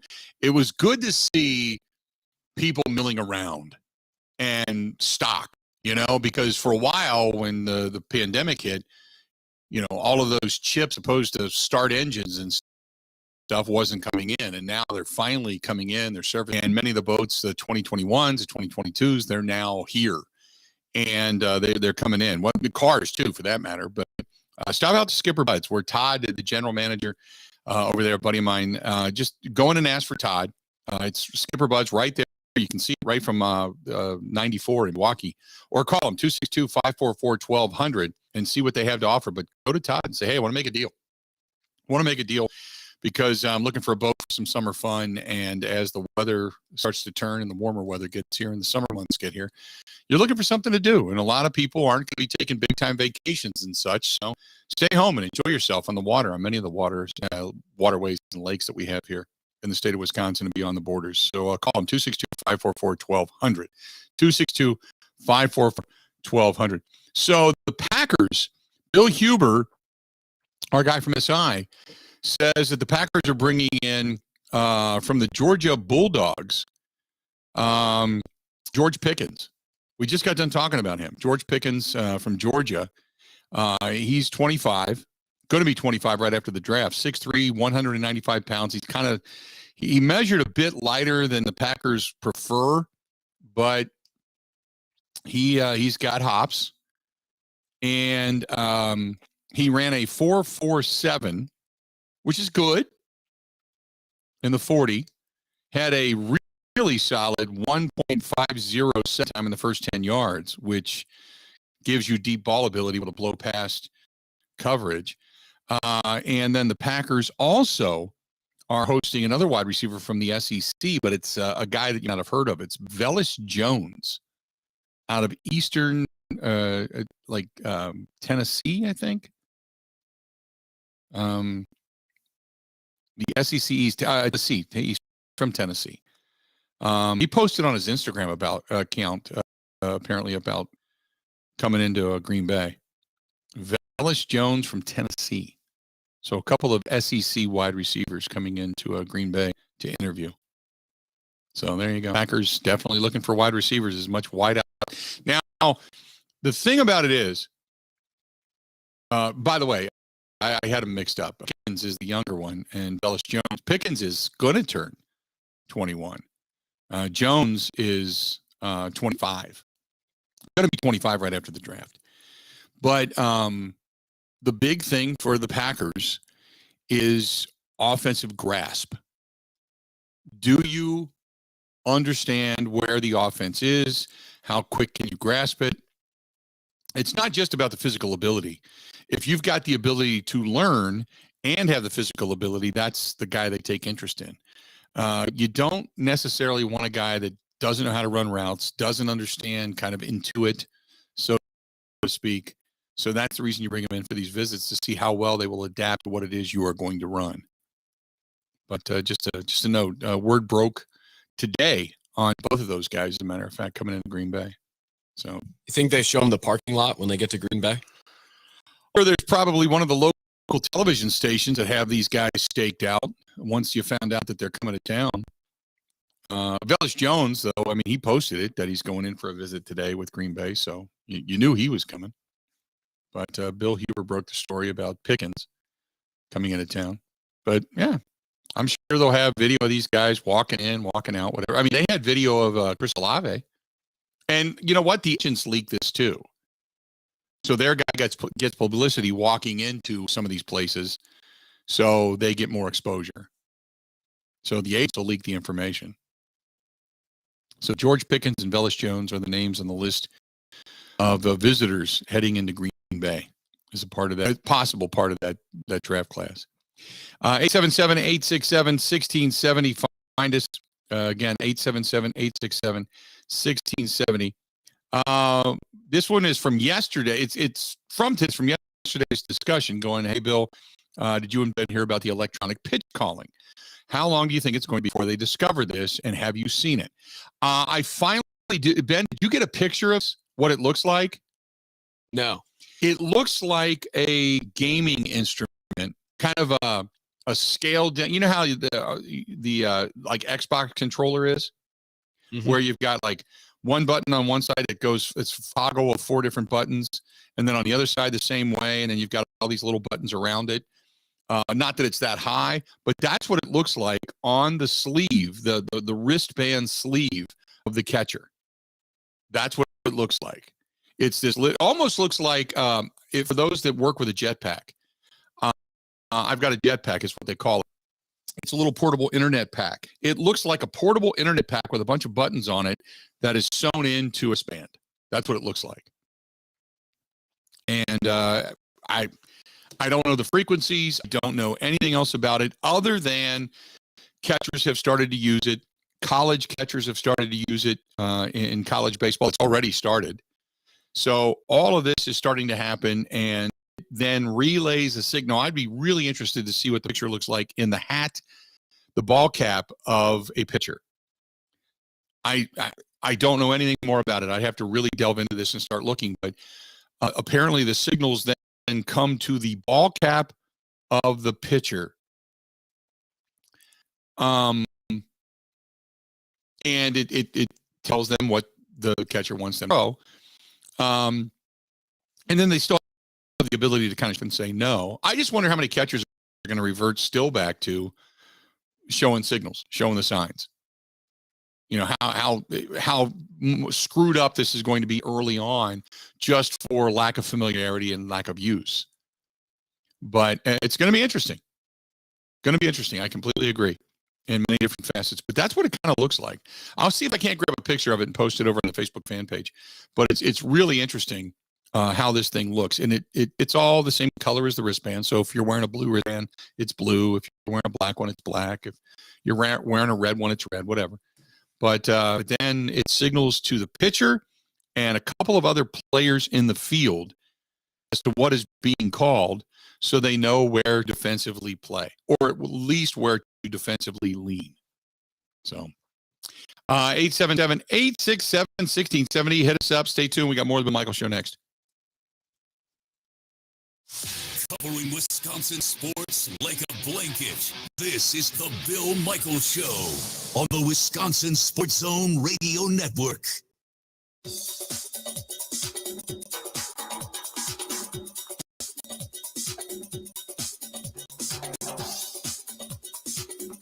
Bill Michaels will resume in 3 minutes.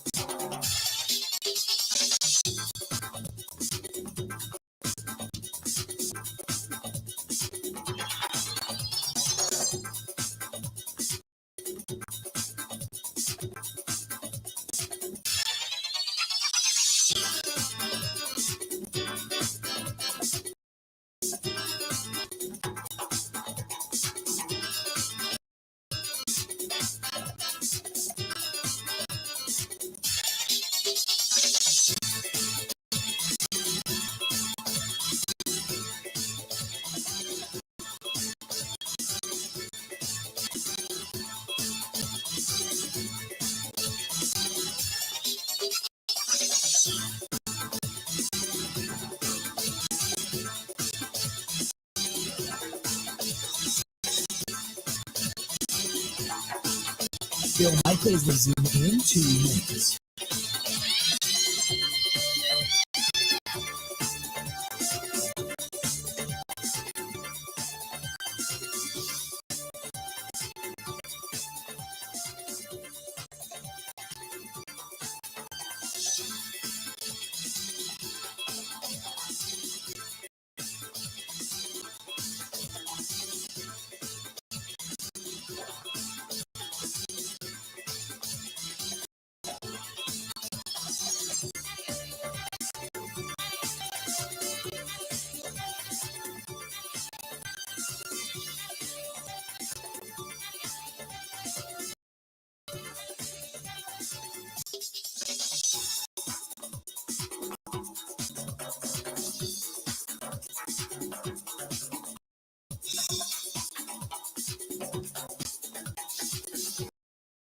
Bill Michaels will resume in.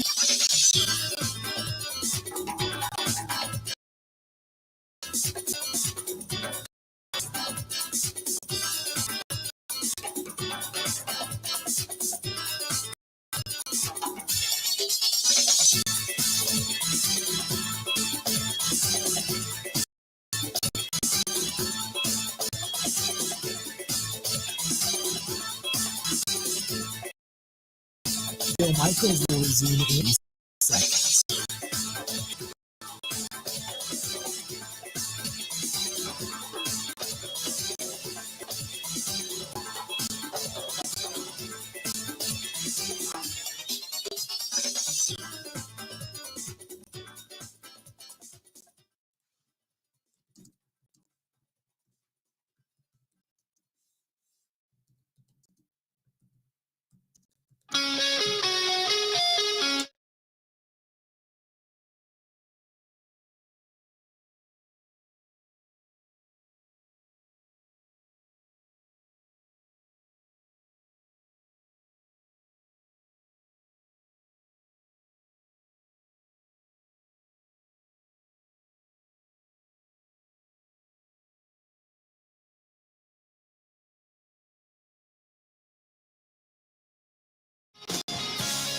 Welcome back on this Wednesday, fine Wednesday.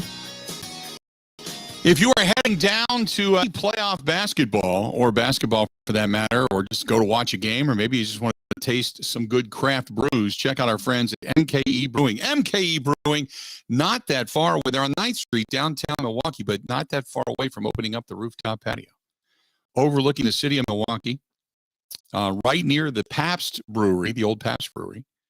And some good craft beers. They always have seasonal beers ready to go. They're going to be throwing a big Kentucky Derby party there as well. So head down to MKE Brewing on 9th Street, downtown Milwaukee, only a couple of blocks east, or excuse me, a couple of blocks west of the Fiserv Forum. So I just posted it over on Twitter and over on Facebook, if you haven't seen it already.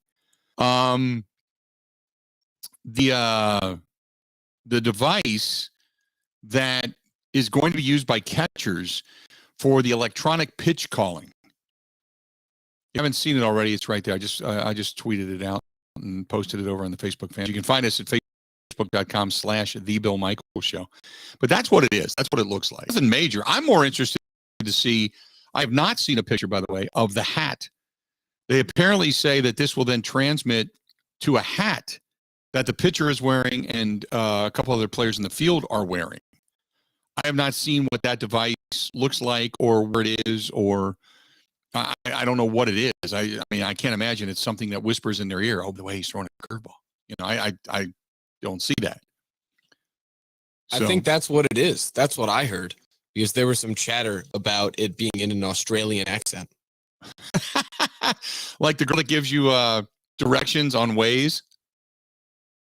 You can get, or on Google, you can also change the accent or change the voice. You can go to male voice, female voice, accent, no accent, computerized, synthesized, whatever. You can if you're into that kind of stuff. Yeah. Yep. Yeah, it's always interesting when you get into a car and you hear what people prefer.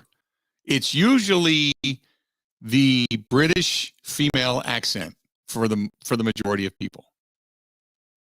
I don't, but Like when I got it, Kristen had it Waze through the Bluetooth of her car, and I was driving her car one time, and it came on, and it was the British voice. I don't know why. I don't know if that's more soothing, if it keeps you calm in traffic or something. I have no idea. But yeah. So if that's what it is, that's okay. As long as you don't have bad hearing and you crank it up to where the guy at first base can hear it, if you're the first baseman, because you would figure who would wear this? Probably your corners and your center fielder. So you know where to shade. I would assume that's where you would probably, then again, I don't know. Who the hell am I? Maybe you go with your shortstop, your first baseman, and maybe your center fielder or something like that. But yeah. 877-867-1670. Find us 877-867-1670. The NLCS, overwhelmingly 89% of people picking the divisions this year, 80% say the Brewers are going to win the division. 89%.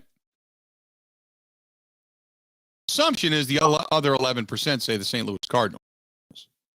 I can't imagine anybody picking the division to go to the Cubs, Reds, or I couldn't see. But 89% say Brewers are going to win the National League Central. Dodgers overwhelming favorites to win the West. The Braves favorites to win the East. And there you go. But 89% of those who are in the know say that it's going to be the Milwaukee Brewers to win the Central. So, which I'm good with. 877-867-1670, 877-867-70.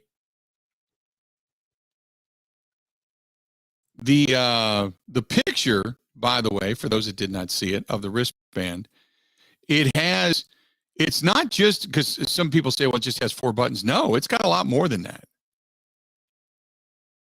It's got 6, 8, 9, 10. It's got 12 buttons on it. 12 buttons. I have no idea what all the buttons do. None. I mean, you got to figure 1 through 4, fastball, curveball, changeup, right? Anything more than that? There's not many pitchers that have more than four pitches in their rotation. I think they throw location in there too. Okay. But wouldn't you just notice location by where the catcher sets? One would think. Maybe not the second baseman. I don't know. Okay. I don't call this stuff. Yeah, it's getting weird. I was a catcher my whole life.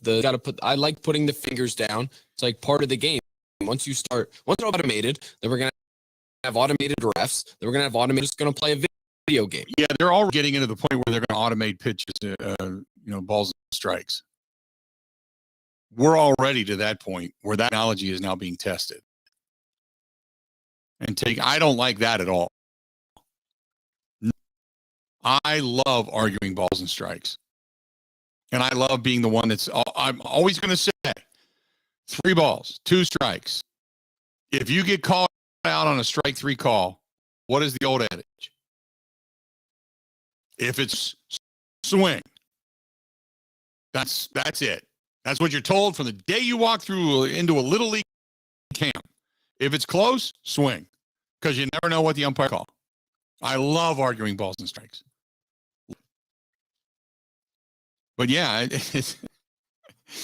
Mark says it gives the players a little extra, quote, juice, like push to pass in India.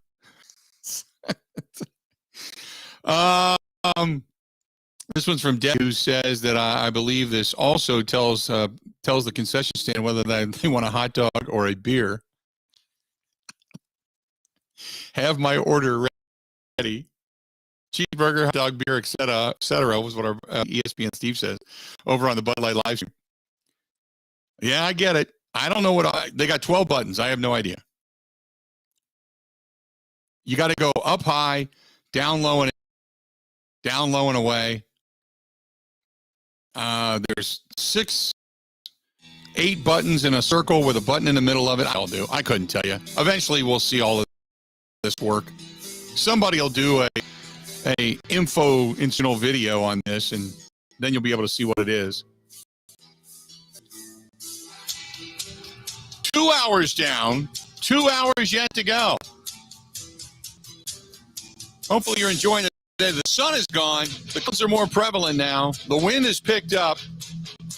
If you're watching on the Bud Light live stream, the umbrella on the table, the top of the tiki hut, blustery today. They're moving. Yeah. Stay tuned. We got a lot more of the Bill Michaels Show coming up. Don't forget about our friends over at Quick Trip. If you're going to do some tailgating, they have all of your tailgating supplies. All of them. Go into Quick Trip. Tell them what you. More of the Bill Michaels Show next.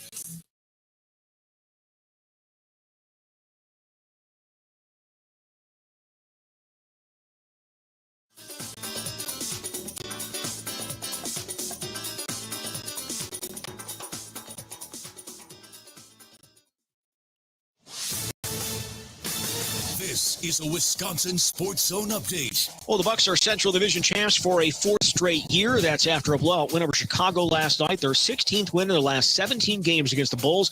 Brook Lopez had a season-high 28 points. Giannis Antetokounmpo scored 18 points, had 9 rebounds. Bobby Portis and Grayson Allen each had 13 off the bench. While winning the division, not exactly a goal for teams, Coach Mike Budenholzer says they shouldn't ignore the accomplishment. You should probably take a quick minute to just appreciate winning anything in this league is hard. Winning a game, we talk about it all the time in film sessions and practices, how hard it is to win a game. And so, to win a division means something. Chicago's having a heck of a year. Cleveland, it's a much better division. So, yeah, appreciate and respect what these guys have done, and to do it 4 straight years, it's meaningful. More importantly in the division, playoff seedings in the conference. With the win, Milwaukee now tied with Philadelphia and Boston for the number 2 seed in the East with 3 games to go. Miami sitting 2.5 games up the top seed. Bucks will host the Celtics tomorrow night. Turning the Brewers, they closed up spring training yesterday with a 5-4 win over the Royals. Now all attention turns to opening day tomorrow in Chicago against the Cubs. Weather could impact it, though. Forecast calling for temps in the 40s and rain. Where can you learn the skills to take care of yourself and your family? An apprenticeship in construction. Imagine earning money while you learn and getting paid to go to class and graduating without big college debt. You can explore 11 different trades. To get started as an apprentice, visit buildyourcareerwi.org or search for ABC of Wisconsin online. Well, the Packers continuing to host pre-draft visits in the lead up to the draft later this month. There have been a host of wide receivers coming through town, with the lady in Georgia's George Pickens. Draft gets underway April 28th in Las Vegas. With this Wisconsin Sports Zone Network update, I'm Zach Heil.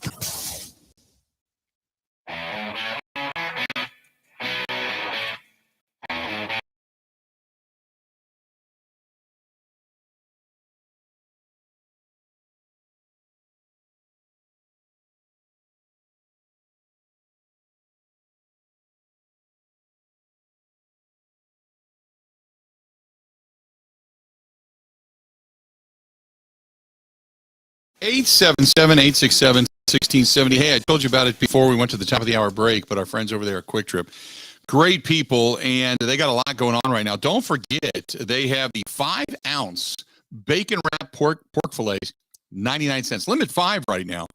But them bacon wrap beauties, as they call them, sure to make you the GOAT, the greatest of all time at any cookout. So stop into your local Quick Trip store. Get your grilling game on, especially as tailgate season's now here. Stop in, get your tailgate fare, your tailgate beverages, and you can fire up your grill with Quick Trip. Quick Trip has 5-ounce bacon wrap fillets on sale right now, 99 cents each, limit 5, but everything else is so good. If you don't want to grill, that's fine. Get the burgers, get the fried chicken. It's great. Get that pizza. Take that home. Throw that in the oven. Oh, good stuff. An update at the Masters on the practice range. They are now back out after a weather scare, as the spectators are now starting to filter back in. It's been on and off for the last couple of days, as a matter of fact, for Augusta, because they've had so much inclement weather roll through. I don't know what the forecast. Ben, do me a favor. Look up the forecast for Augusta, Georgia, this coming weekend.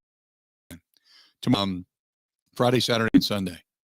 And give me my assumption is there is going to be at some point inclement weather rolling through. I can't imagine every day is going to be 75 and sunny, but I got to think that one of those days is going to be affected weather-wise. But see if you can pull up the forecast for Augusta, Georgia, coming up in the next 4 days. Let us know. Yeah, tomorrow. Yeah, looks like there is a slight chance of rain, like 20%. Okay. And most of the rain apparently is what they got yesterday and for like an hour today. Okay. And Friday is just sunny and windy, partly cloudy on Saturday and sunny on Sunday. Awesome.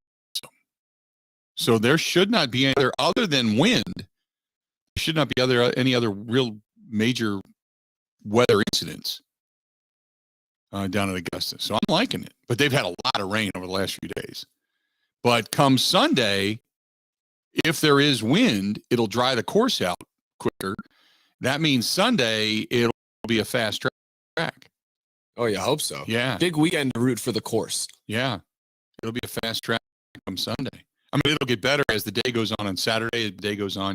Like tomorrow, if you start out early tomorrow, you can really go for it on the greens because you would assume that everything's going to go pretty kind of moist and damp. Whereas as the day goes on, it'll probably begin to dry out. So Tiger. You can go for it. Do we have tee times yet? Yeah, I can pull them up, but I know Tiger is 10:30 a.m. Eastern tomorrow, and then he goes early late, which they probably gave him a favor for the leg. Right. Okay. Well, there you go. 10:30 Eastern, 9:30 Central tomorrow morning is when Tiger Woods gets underway. 877-867-1670. If you want to find us, please feel free to go ahead and do so. By the way, I don't know why, but my neighbor just missed lights on. Oh, you gotta be kidding me. I know. Why? I don't know. I'm sitting here looking out of my window, and all of a sudden I saw the lights go on. I can see in bushes. Yeah. I was just looking outside because the clouds have kind of overtaken. And I have not seen the Christmas lights on. It's not like you put them on at night or anything. It's just for whatever reason they're on. I don't know why, but the Christmas lights have popped on. Just one of those things. 877-867-1670, 877-867-1670. If you want to find us, go ahead and do so. By the way, you can hit us up over on Twitter at Bill_Michaels, at Bill_Michaels. You can track us down there.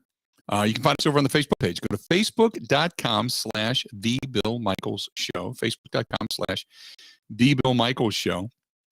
And you can find us on YouTube. Continue to subscribe. YouTube has been great. Find us over on YouTube. And you can find us there at youtube.com/Bill Michaels, MICHAELS, Bill Michaels Show. Subscribe for free, by the way. Twitch TV as well. Email them, thebillmichaels@gmail.com. That's thebillmichaels@gmail.com.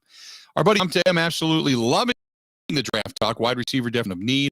I'm a big fan of Christian Watson out of North Dakota State. 6'4", 200 pounds, and a 4.3 40 at the combine. Gives you a lot of flexibility for the reverses and such, and in the return game as well. Another wide receiver to look for. Pierce out of Cincinnati, 6'3", 211, 4.4 spin, quite a bit, as a matter of fact. Also, like the other tackle out of Central Michigan, Luke Godke, 6'5", 312 pounds, good protector, nimble as a pulling or trap blocker. I think the linebacker position is where someone may fall with the run on wide receivers. Dean or Devin Lloyd could also be a big hit. Last question, would Goody pull the trigger on David from Michigan? Ojabo? I don't know how to pronounce his last name, so I apologize. David Ojabo. He is similar to Gary in both play and injury. He would have been a top 15 lock, but he ruptured the Achilles at the combine. He has more pure rush ability than Rashawn Gary and maybe a flyer in the 20s. A blown out Achilles is different than an ACL. If you snapped it, that's one thing. If you tore it off the bone, that's another. I'd have to look at the injury. I don't know. I know guys have come back from it, but they also have lost a step. ACL, you can rehab. That has become almost like surgery. It used to be if you had Tommy John, your career was over. You might have been lucky enough to come back but you just never had the same snap. Now, guys want to have Tommy John surgery because you get it out of the way because everybody's going to need it. You get it out of the way, and they have a way now of doing it to where you have a little more snap on your fastball, a little more jump to it.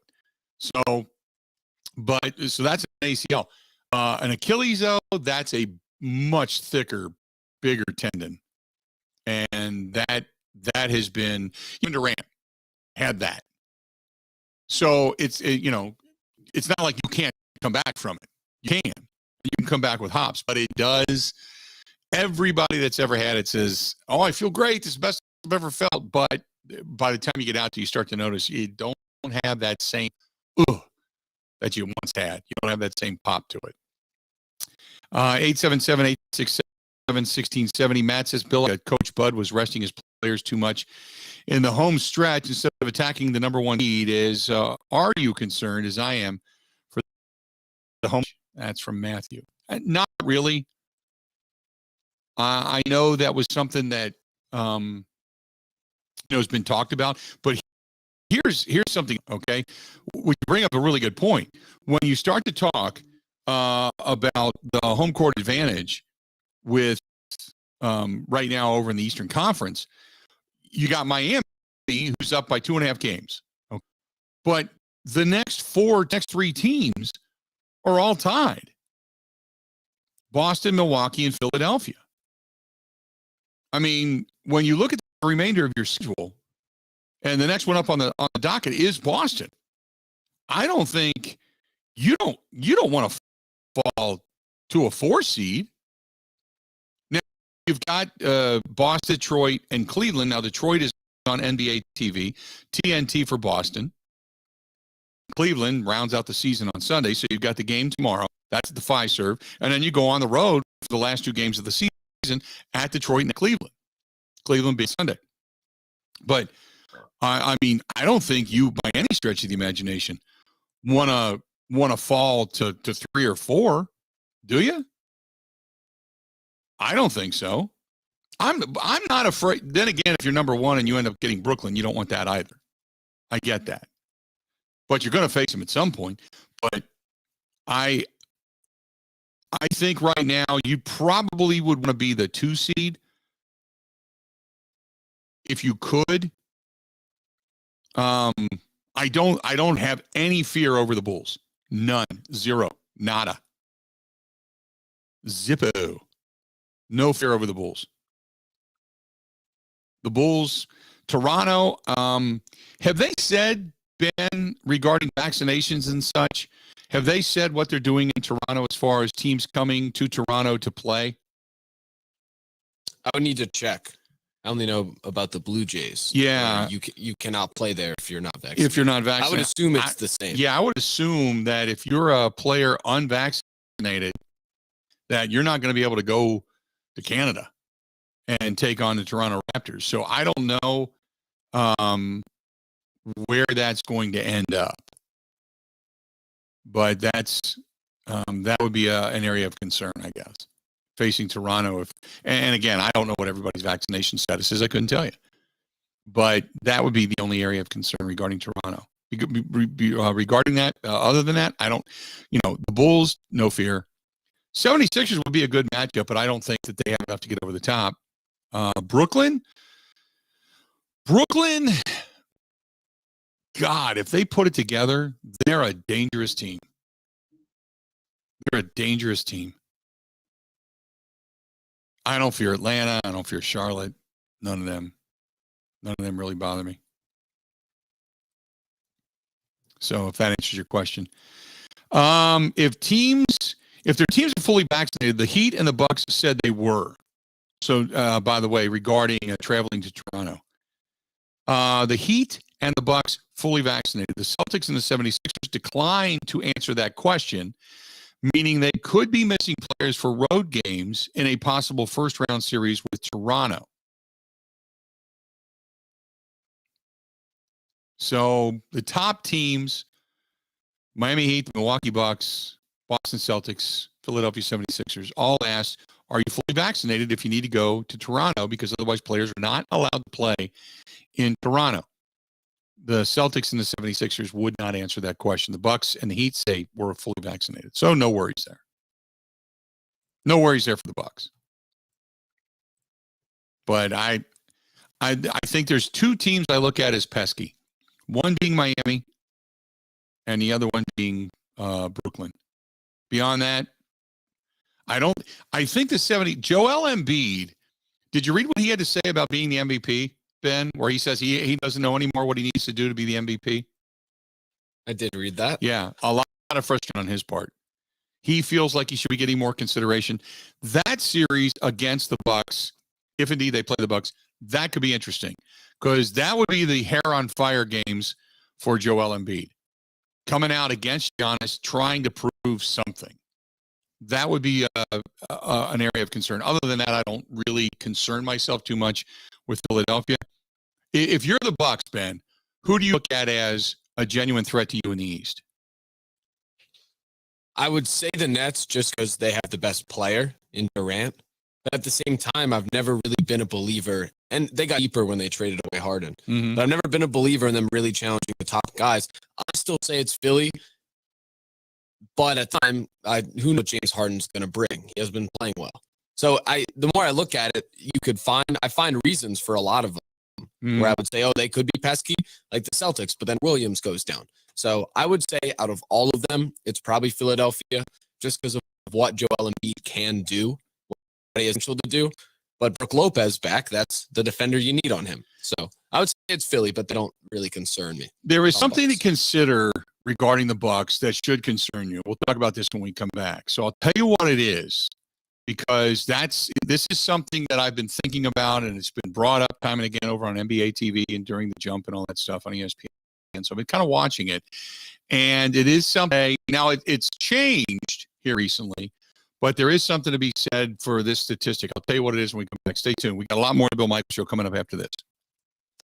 Covering Wisconsin like a blanket. This is the Bill Michaels Show. Wisconsin Sports Zone Radio Network. The roar of racing is back at Road America. NASCAR, IndyCar, Superbikes, Vintage.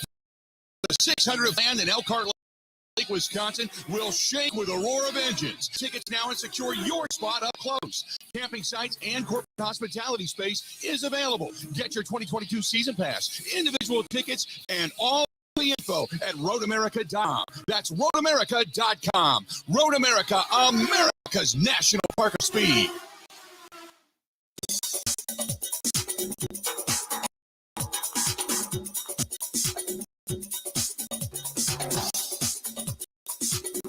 Bill Michaels will resume in 3 minutes.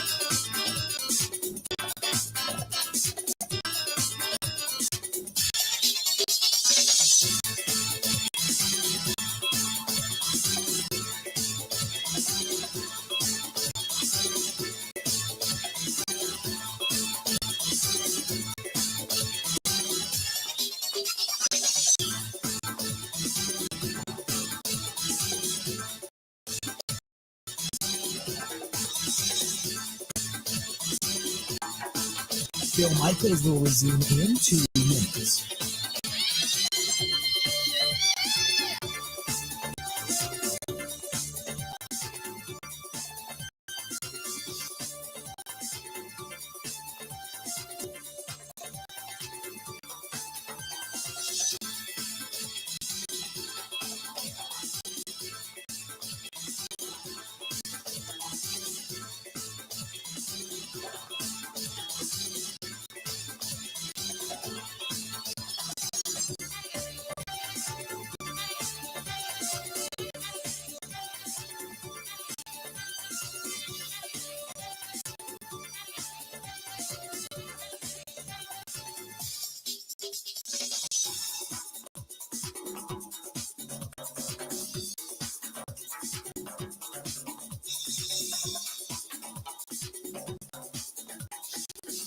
Bill Michaels will resume in 1 minute.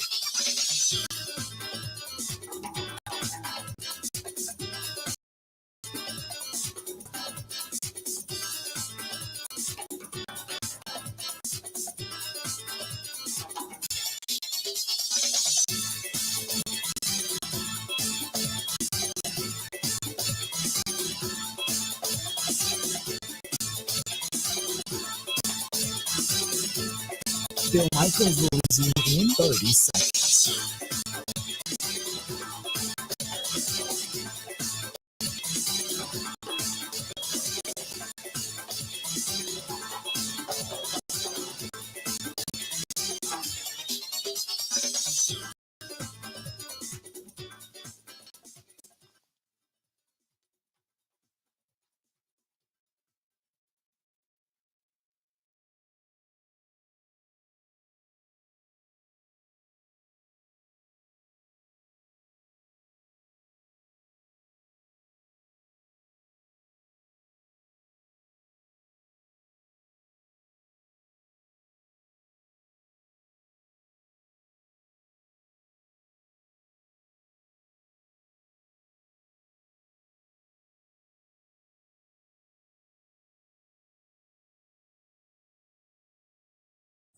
Welcome back. Hey, our friends over at the Four Seasons Island Resort. You can find everything there. They've got right now an all-inclusive package.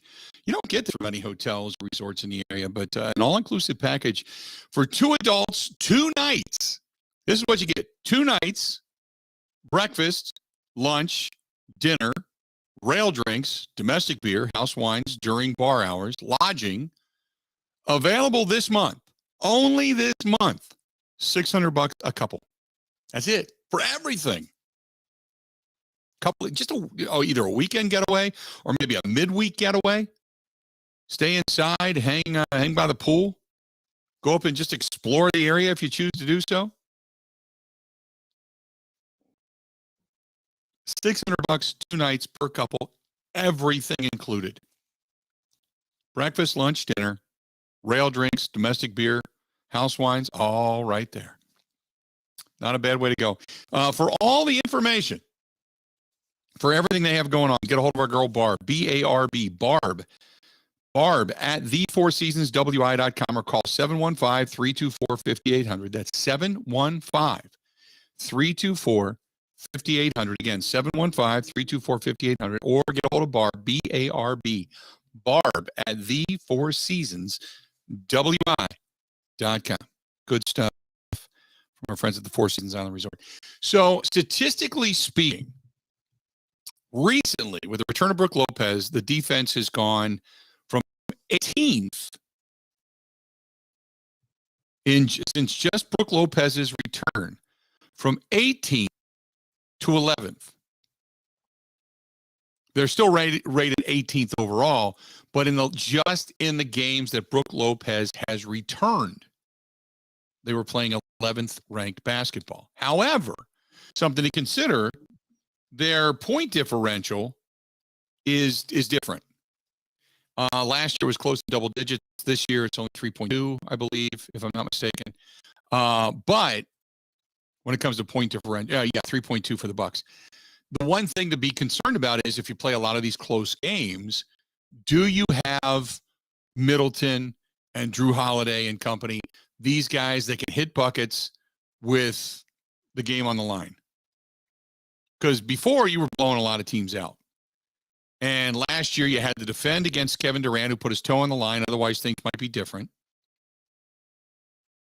Instead of that being a 3 and a win, it was a 2 and a tie. So things would be different. But the Bucks, in close game situations, do they have 1, 2, 3 guys that you can go to, no problem, to say, this is the guy that tosses it up. This is the guy that's got the shot at the end, and you're like, bam, drop the mic, walk off the court to go. Because in those close game situations, you're going to need that. The team with the best margin of victory, Phoenix, by far, 7.8. The number 2 team, though, is the next up on the docket for the Bucks, and that's the Boston Celtics. 6.9 points per game differential on average. then Memphis, Utah, Golden State, Miami, and then the Bucks. The Bucks are 7th right now in point differential at plus 3.2 points per game. But the Bucks, when it comes to points given up, they are giving up 115 points per game, averaging 118 points per game. So you're a little bit different than you were last year. 18th ranked. Last year, though, defensive prowess for the entire season, the Bucks were ranked, I think, 24th, if I'm not mistaken. 24th defensively. The Bucks are averaging 115 points per game, giving up 112.5 points per game. There you go. But that's the only statistic that I see that would really kind of bother me, is if their defense has been. And by the way, they're the worst team in the league at defending the three. The worst team in the league at defending the three. Another area that I forgot to mention. Do I think the Bucks are still the best team in the East? Absolutely. I think they're going to struggle if you get into Phoenix and you get into Golden State. Those two teams, because of the outside shooting capability those two teams have, I think the Bucks would struggle against them. Everything else, I think the Bucks can handle, but the outside shooting, I think the Bucks would struggle. Agree or disagree? 877-867-1670, 877-867-1670. If you want to chime in, do it. 877-867-1670. Those are the only two teams that I think in the finals now that would, if I'm the Bucks, I would somewhat worry about, and that's because they have the ability to shoot from the outside so easily. That's it. Otherwise, I feel pretty good about the Bucks as their season winds down. This is from Thomas. Thomas says, tomorrow in Chicago, not looking for weather to be a factor. It looks like it's only going to sprinkle and then be really, really windy. I think it's going to be more cold than anything. I hope you're right, Thomas, but, with the wind blowing out, all you got to do is keep the ball on the ground. The more fly balls that you give an opportunity to give them a little bit of a ride, that could be problematic. So Corbin Burns keeping the ball down tomorrow would be great. And I hope it doesn't get rained out. But yeah, it's going to be kind of cold. When you talk about 14 to 25 mile an hour winds with gusts significantly higher, up to possibly 45, that is a blustery day in 45-degree weather. That is cold. That is really cold. So good luck if you're heading down to the game tomorrow. Anybody heading down tomorrow? Is there anybody going down to Chicago out there from out there, Ben? Do you know? No. Okay. Not that I know. I don't know if anybody was from the station was heading down. I got a few friends that are heading to Chicago. They're looking forward to it. They got tickets pretty cheap too. Apparently, Chicago fans are a lot like Cincinnati fans, where they looked at the season and went, "To hell with this," and then saw the weather forecast too, and suddenly there was a deluge of tickets, I guess, in the secondary market that you could pick up. But yeah, it's not going to be great baseball weather tomorrow in Chicago, which is another reason why. Look, I'm going to be in the confines of the studio tomorrow, and then a week from tomorrow, we're going to be live down at Stenny's doing the show. That I'm looking forward to, because we all know it's going to be nice inside American Family Field. Be geeked for that. Edward says, nobody in the East scares me. I just don't think the Bucks are going to get past Phoenix this time. They are going to have something to prove. If the Bucks end up facing Phoenix again in the finals, if it goes 6 games, 5 games, I think Phoenix wins it. If it goes 7,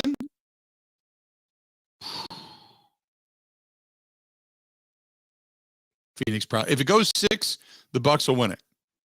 Unless, of course, the Bucks are struggling to tie it back up, because that means it would end on the Bucks' home court. But if it goes 7 to play out there in Phoenix with a record better than everybody, yeah, that's a tough pill to swallow. I couldn't imagine if it went 7 and the Bucks had to play there, that the Bucks would come home with the Larry O'Brien trophy. That's just my opinion.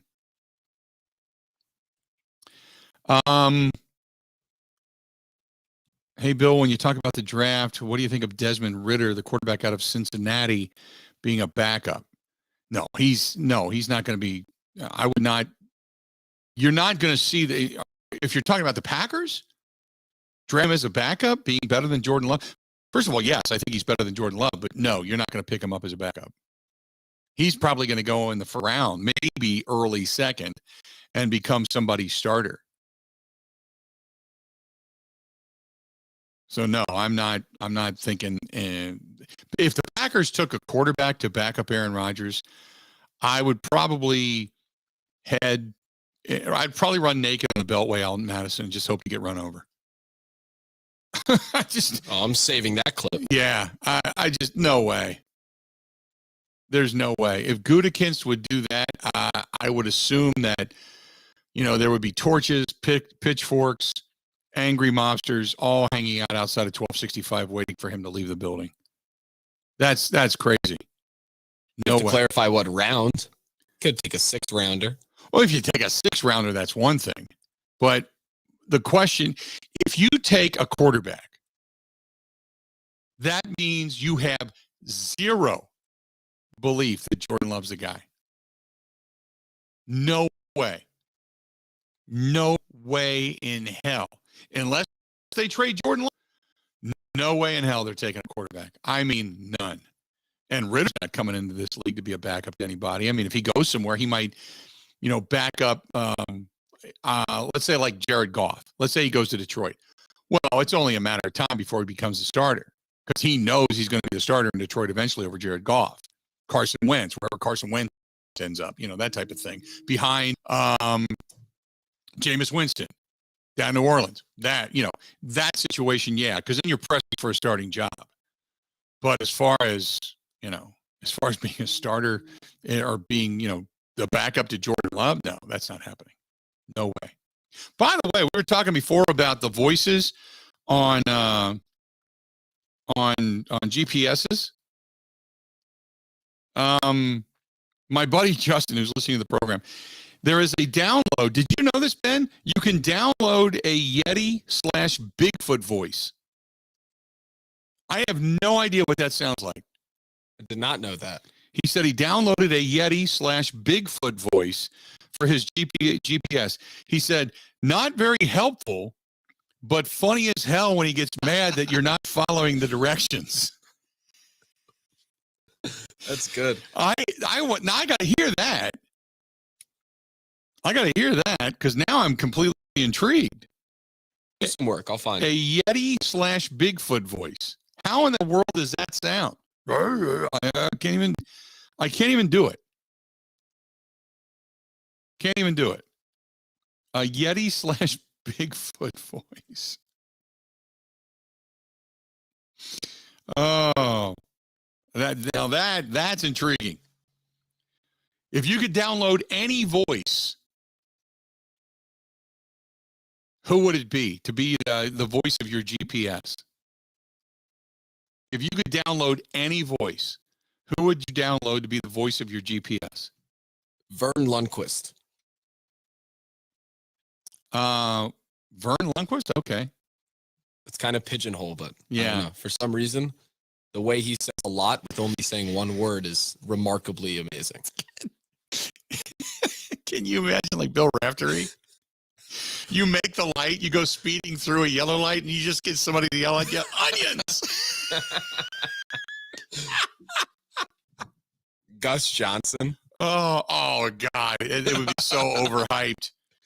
That would be so overhyped. Oh my God. That's fantastic. Oh, well, there's Jim Nance. Make a turn here, friends. Take a left here, friends. In 1 mile Paul ahead, Christ. Paul Christ. Well, you're gonna, you accelerate and then where the car goes, and then, I don't know. I mean, when you get there. That's not my problem.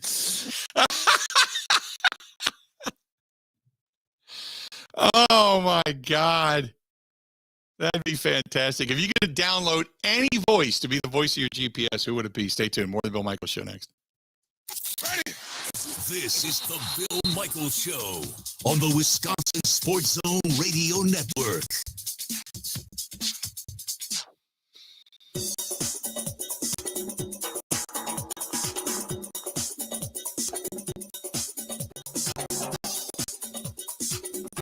Bill Michaels will resume in 5 minutes.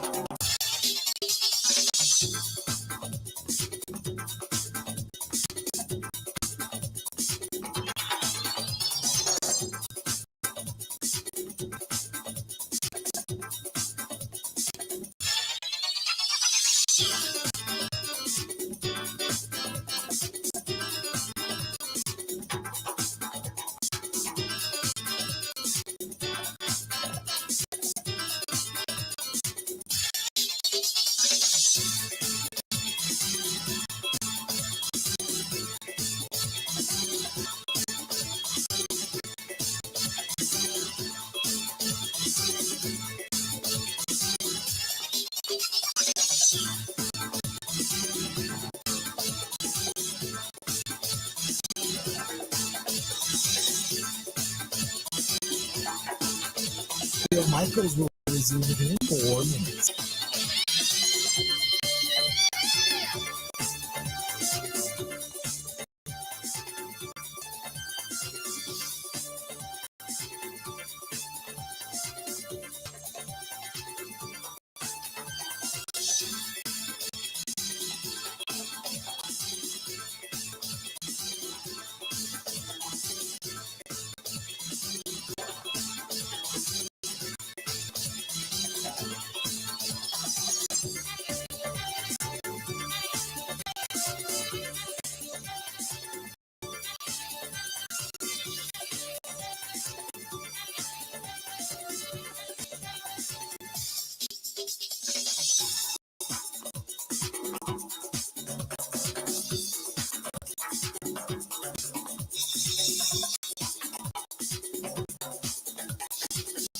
Bill Michaels will resume in 3 minutes.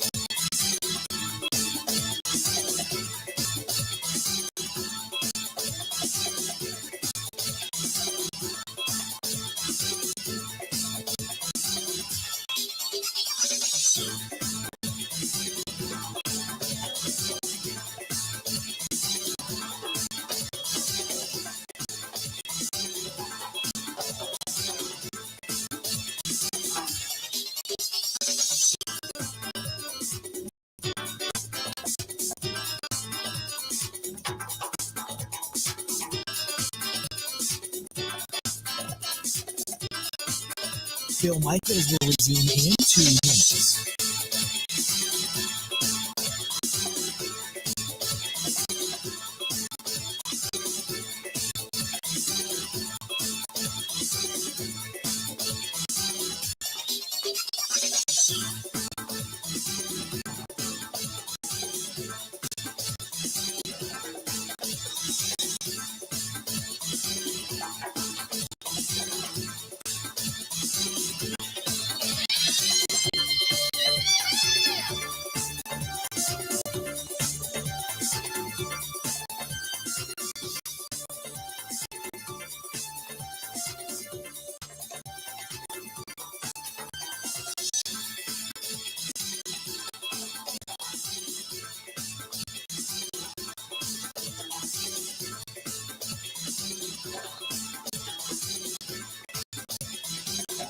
Bill Michaels will resume in 1 minute.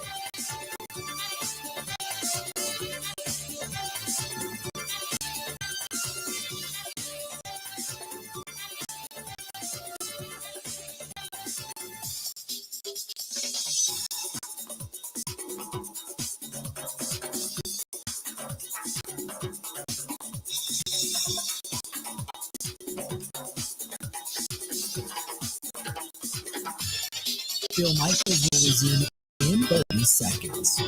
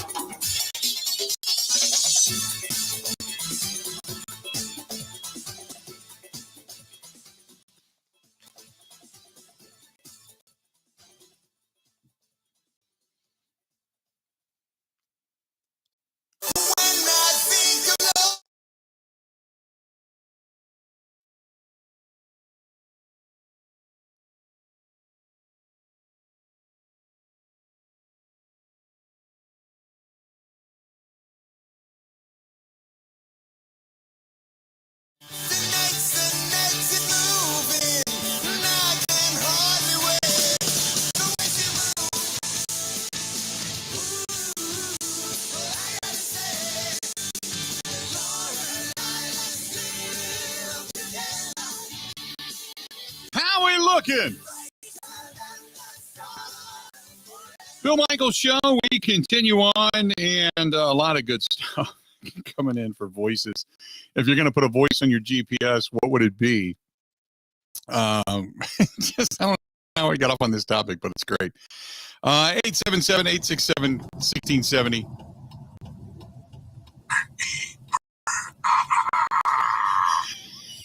Is that the Yeti? It's the Yeti telling you to do a U-turn. Oh, God, that's fantastic.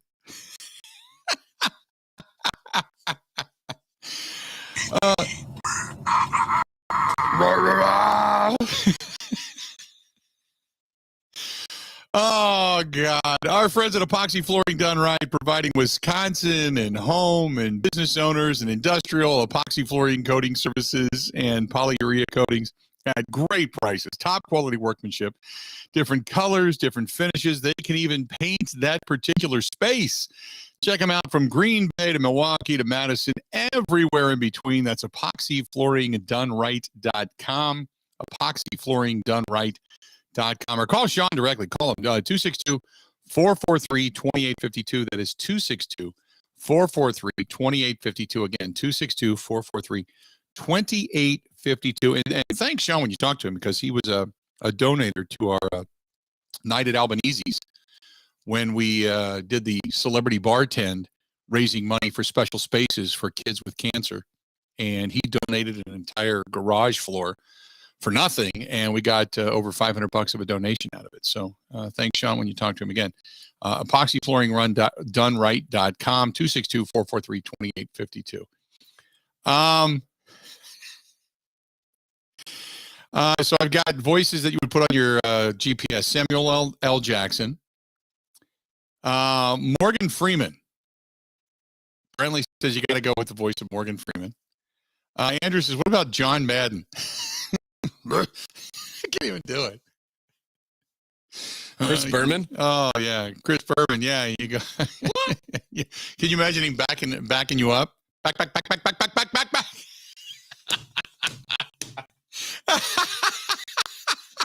That's good. That is good. Oh, my buddy Dwight says, how about Archie Bunker? Oh, jeez.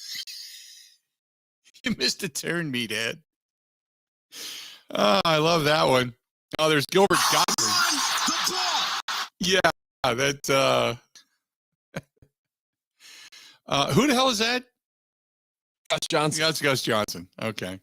Just had to be sure. I thought it was, but I wanted to be sure. There's Gilbert Godfrey. His distinctive voice. You can go with him. Yeah. Pee Wee Herman. I can't. That would just freak me out. Know what we know about Pee Wee Herman, you know? Every public bathroom he'd be wanting you to turn into. Brett says Jim Nance. Jim Nance is getting a lot of votes. Morgan Freeman's getting a lot of votes.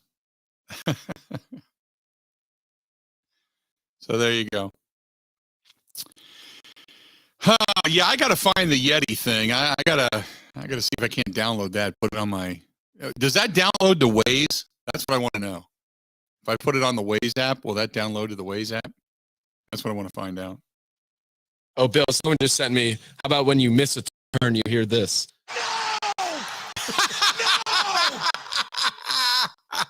Paul Allen of the Vikings. That's fantastic. How about when you make the turn and you're leaving Detroit? Paul Allen pops on. That would be great. That'd be great. Andrew says, what about a drunk Homer Simpson? I'd like that. That'd be good. Yeah, Paul Allen. That's awesome. ESPN Steve says Jenna Jameson. Okay, I don't want to go there because, yeah, that's like 2 or 3 people that have said like a 1-900 operator. Maybe you're not going fast enough in traffic. She starts yelling at you faster. Okay. It started out as a fun and games thing, and now we've gone straight into the gutter. I get it. 877-867-1670. Whitney Merciless has retired.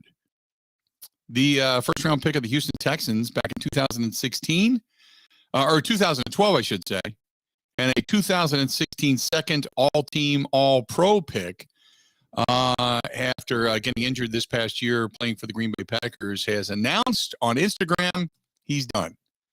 Had a 10-year career in the National Football League and announced that he is retiring officially from the NFL. Good career. Good career, but yeah, it was cut short, unfortunately. He still could have helped the Packers, I believe. 877-867-1670. And then some Cardinals news, baseball-wise. Jack Flaherty received a PRP injection to address the bursitis in the throwing shoulder. He's going to miss a couple of weeks at least, but there's been some back and forth between his camp and the Cardinals that have led some to wonder if it's time for both sides to just kind of forget it. But Jack Flaherty having problems with that throwing shoulder, some bursitis in it, and received an injection. But we'll wait and see if he's actually able to pitch for the Cardinals. But the Cardinals already starting off with some pitching injuries in that sense. Oh my God, Wayne drops a Roscoe P. Coltrane on me. Do you have any idea who that is, Ben? Nope. Roscoe P. Coltrane out of the Dukes of Hazzard. That's going back some years, and that's getting somewhat obscure. And if I'm not mistaken, because they drove around in the General Lee, the Dukes of Hazzard, even in reruns, is no more. They have pretty much S-canned that.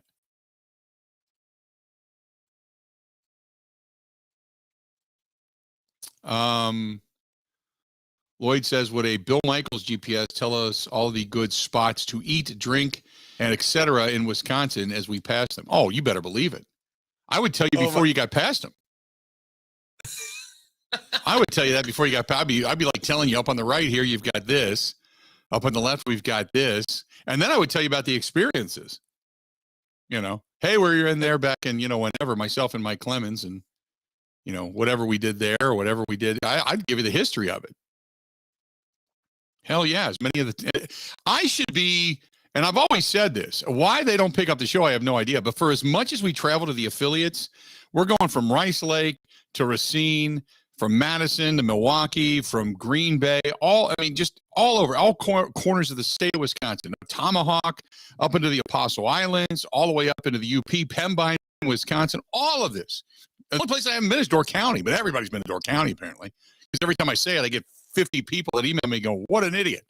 How can you have never been to Door County and lived here for 22 years? I'm sorry. I just, everybody always says, go in the fall. In the fall, I got football, covering football. So that's the only place I haven't been. How Travel Wisconsin is not a part of this program, I have no idea. Because we've been down here everywhere. But I love going to different. So, yeah, I would. Frank Caliendo would be great because then you could just put Frank in and you could dial up all the different voices that he does. But yeah, no, I'd do that in a heartbeat. I'm imagining, that's the best idea I've ever seen. I'm imagining, though, it's not wherever you go, there are new places. It's no matter where the person's driving, you give them directions to Stenny's. I love Stenny's. I do. There's like places that I go all the time. I go to when I come out to Madison. I love Wisconsin Brewing. I love going to Wisconsin Brewing. Whenever I'm out in Madison, that's one of the places that I go to. And like when I go to La Crosse, Big Boar Barbecue, got to go there. There's a great cigar shop near Main Street in La Crosse. I mean, I can go through the whole list. You know, obviously there's a lot of golf courses that I play out the state of Wisconsin as well. Green Bay. I love the Chop House, downtown Green Bay.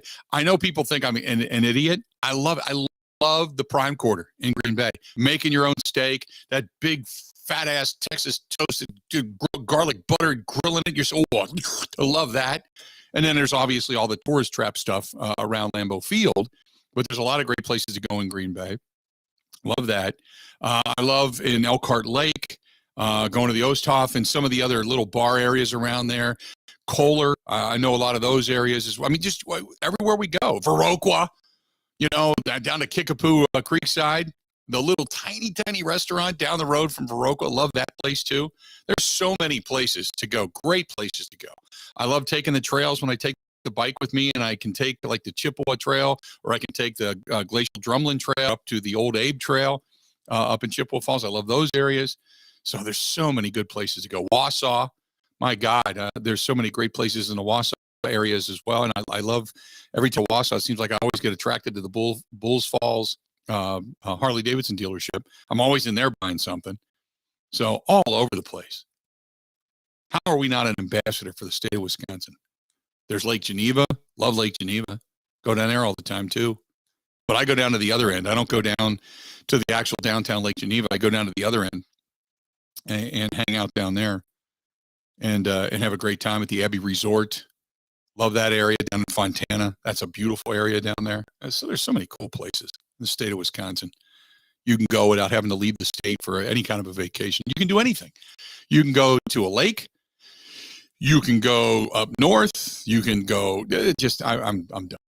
I'm not going to talk about it anymore. It would tell you every place we've been, where to go, what to eat, what to drink, maybe the bartender's name, all of that. We'll tell you it all. It would be It would be the best Wisconsin GPS you ever freaking had, without a doubt. 877-867-16. More to come right after this. This is the Bill Michaels Show on the Wisconsin Sports Zone Radio Network.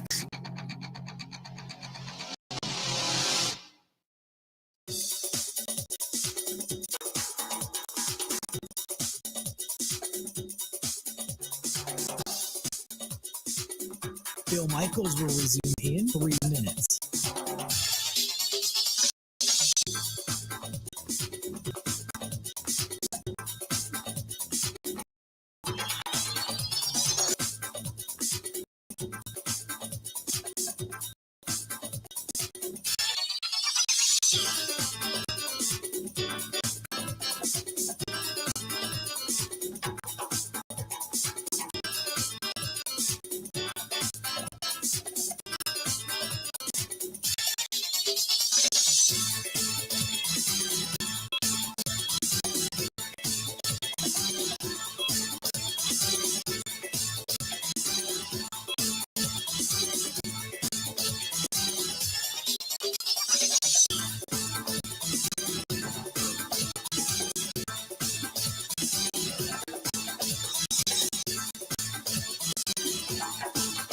Bill Michaels will resume 2 minutes.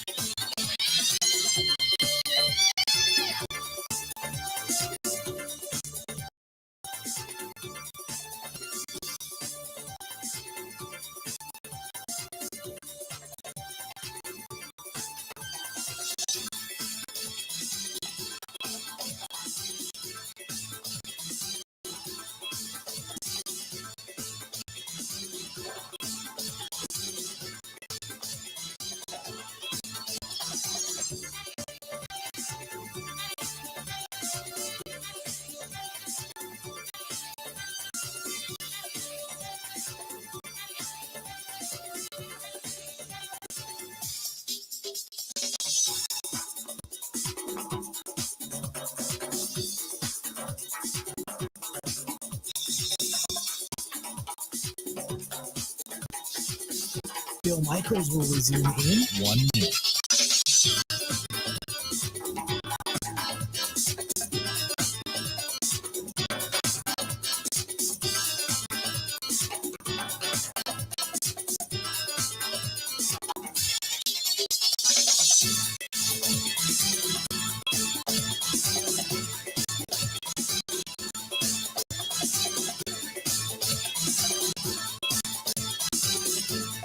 Phil Michaels will resume in 30 seconds.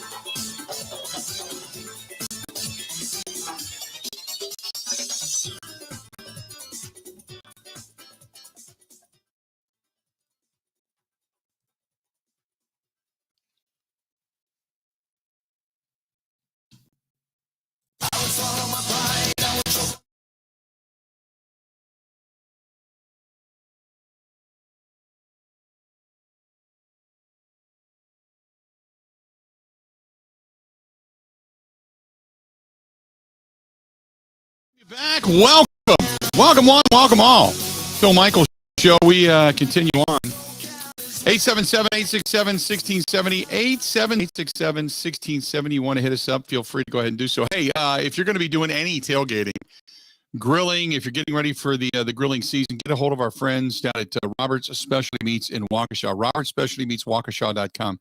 I just last night had some of the broccoli and Parmesan stuffed mushrooms, which were fantastic. And then I had a miniature, small, personal-sized Al Capone roast. Oh, that was my dinner last night. So good. I put it into one of those big, heavy metal skillets and just grilled it up, so to speak. Fantastic last night. And you can get all of that. Not to mention they have just a vast array of homemade sausages, from regular beer brats all the way up to the Al Capone sausages, the extra spicy and hot Italians. Go to Robert's Specialty Meats Waukesha.com. That's Robert's Specialty Meats Waukesha.com. Great stuff. This one was pretty funny. He said Rodney Dangerfield voice for your GPS. Pull up to the stop sign at the same time as another car and they go ahead of you. I get no respect. Talk to the GPS. Tell the GPS, take you to where everybody likes to go. Suddenly he's making turn by turn and it ends up, back at my house. It took me to my wife. No respect. Oh my goodness. Brett says, I see the Badgers are interested in Callum McRae, the 7-1 center from UC Riverside. By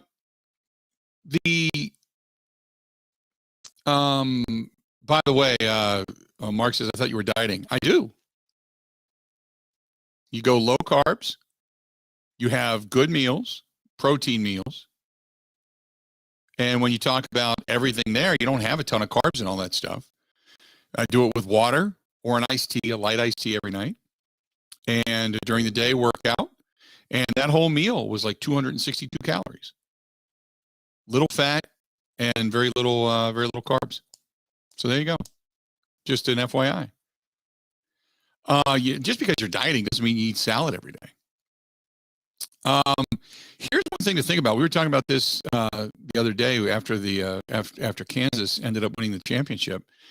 And when we were talking about the Big Ten and their place in it, the Big Ten is, and I get it. Look, if you've got a 7-foot+ center, you're going to use them. But if you've looked at the national title winners over the last few years, when you get into this, one of the thoughts is that college basketball has become such an up and down game and 3-point shooting game that a lot of it has been about really, really, really good guard play. So, yes, if you can find it, it's going to basically clog up the inside and can be a scoring machine or a putback machine when it comes to offensive rebounds and keep the possession alive. Yeah, you go with that. But you got to put other things. Now, Chucky Hepburn, you're hoping he takes that next step forward and continues to, kind of up his game. You bring in another good or find another good shooting guard to complement that. But yeah, I mean, right now you're doing anything and everything you can to be relevant and sustained. You started to look at the not too early or way too early predictions for the 2022-2023 season. And the Badgers are not even in the top 25 in most of those polls just because of the loss of Johnny Davis and some of the others they have. So you don't know how that team is going to look.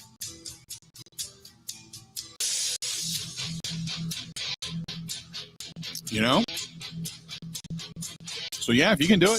Do it. But again, you got to complement it with, if you're going to get a big man like that, you got to complement him with outside shooting. Another hour yet to go. A lot happening on this Wednesday, Hump Day edition of the Bill Michaels Show. We got a lot more coming up right after this.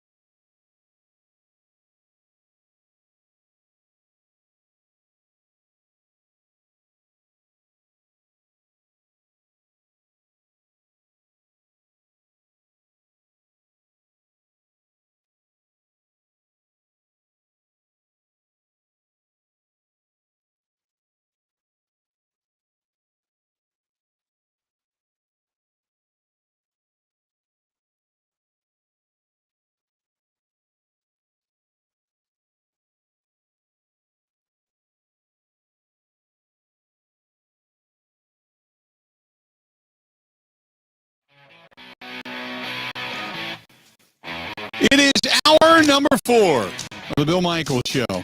We're just a little ways away from the par 3 challenge getting underway at Augusta.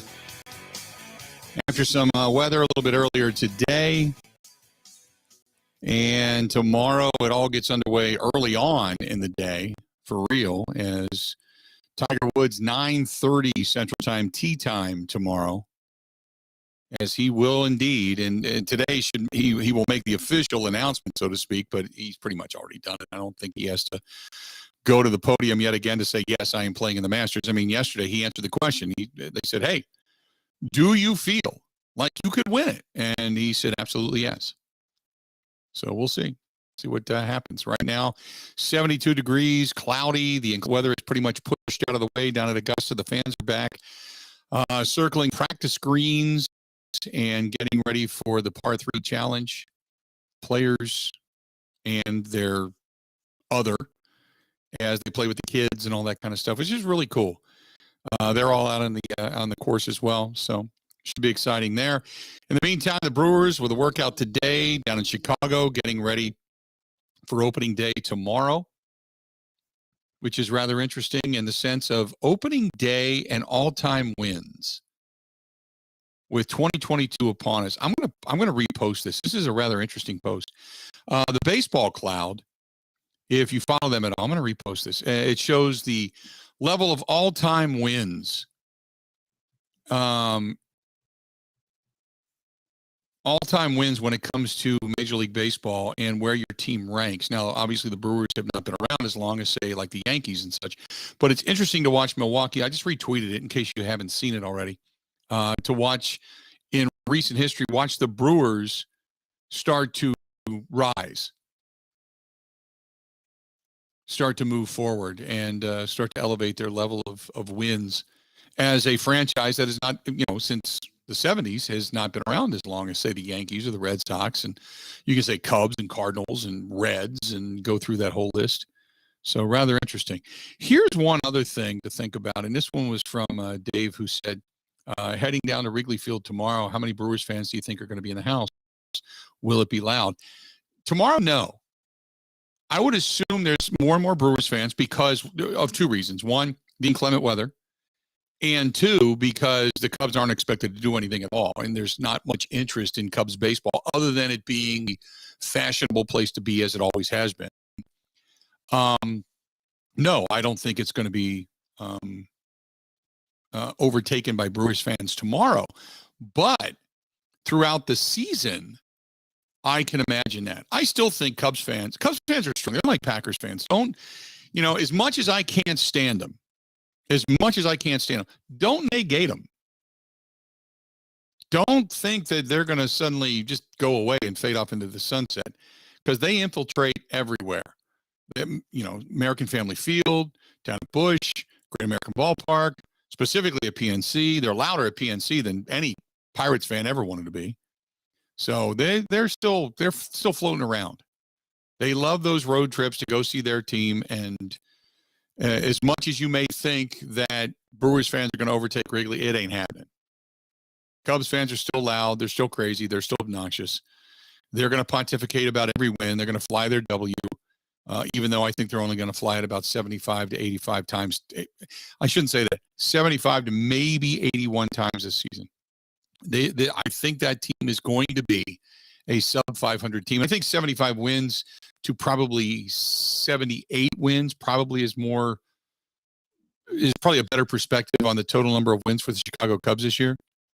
But do I think that the Brewers fans are going to overtake? No, they're going to show up. They're going to be loud. You're going to hear Brewers fans cheering for their team, and it makes a great trip. But as Brewers fans here in Wisconsin have told me, other than going to Wrigley to experience it maybe once or twice as a Brewers fan, why would I want to go? It's way more expensive in every facet. Tickets, parking, concessions. It really is, when you get inside, it is not a fan-friendly ballpark. They've upgraded the bathrooms and they've upgraded concessions and they've been doing a lot of work on the stadium. That I agree with, but it's still a dump. It still is. So that's the reason that you're not going to get a lot of Packer or Brewers fans to overtake Wrigley Field. Now, Packers fans going into Soldier Field it's been rather loud. The last few times I visited Soldier Field, and Packers fans are audible. That rivalry is still great, though. That is the quintessential throw the record out of the record book when those two teams meet. That is the hope, the Super Bowl for Bears fans, is that they can beat the Green Bay Packers there. And it's been ratcheted up because of the whole, I still own you comment from Aaron Rodgers. So the guy that everybody loves to hate, they come out to see. So even though Packers fans travel so much better in every other area, in Minnesota, you can get tickets. You can get tickets, you can get tickets anywhere, but you can damn near get tickets anytime you want. Any other stadium. New England's a little bit tough. You do get some Go Pack Go every now and then. New England's tough. There was a lot of Packers fans in Cincinnati that made the trip there. I'm trying to think where else it is not as prevalent. You still get those West Coast Packers fans, even if the Packers are in San Francisco or in LA. Trying to think where it's not as prevalent. And it's really not. Packers fans travel so well. But yeah, Chicago, you can hear some Go Pack Go and some cheering, but it's not as prevalent as it is in other stadiums.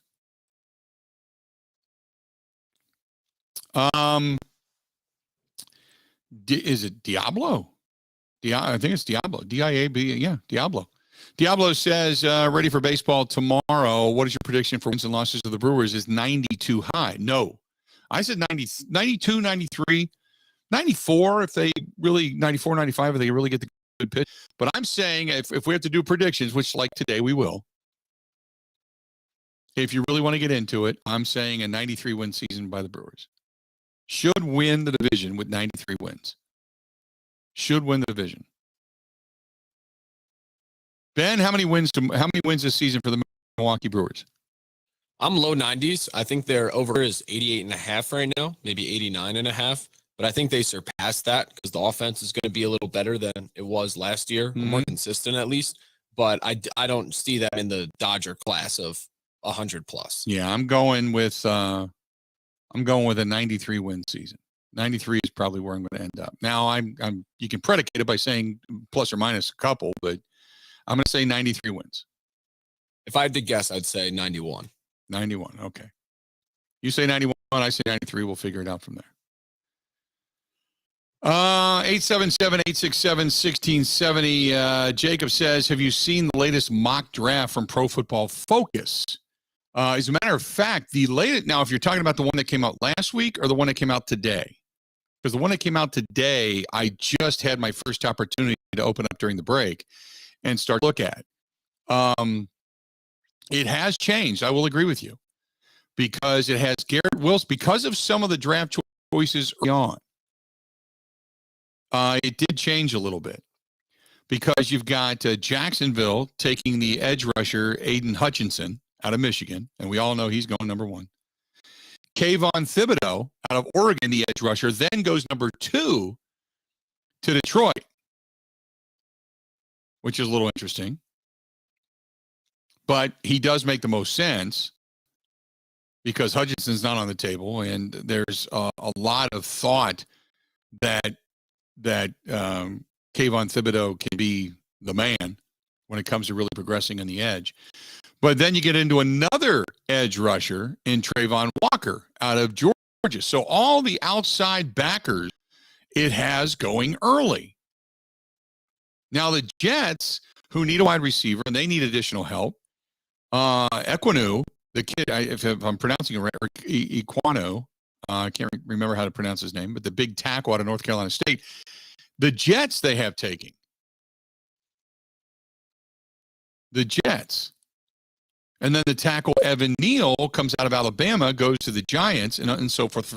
So you're not even losing a wide receiver in this particular draft. With the way it's going now, because they've got this all the way down at 8. The Steelers are taking Malik Willis.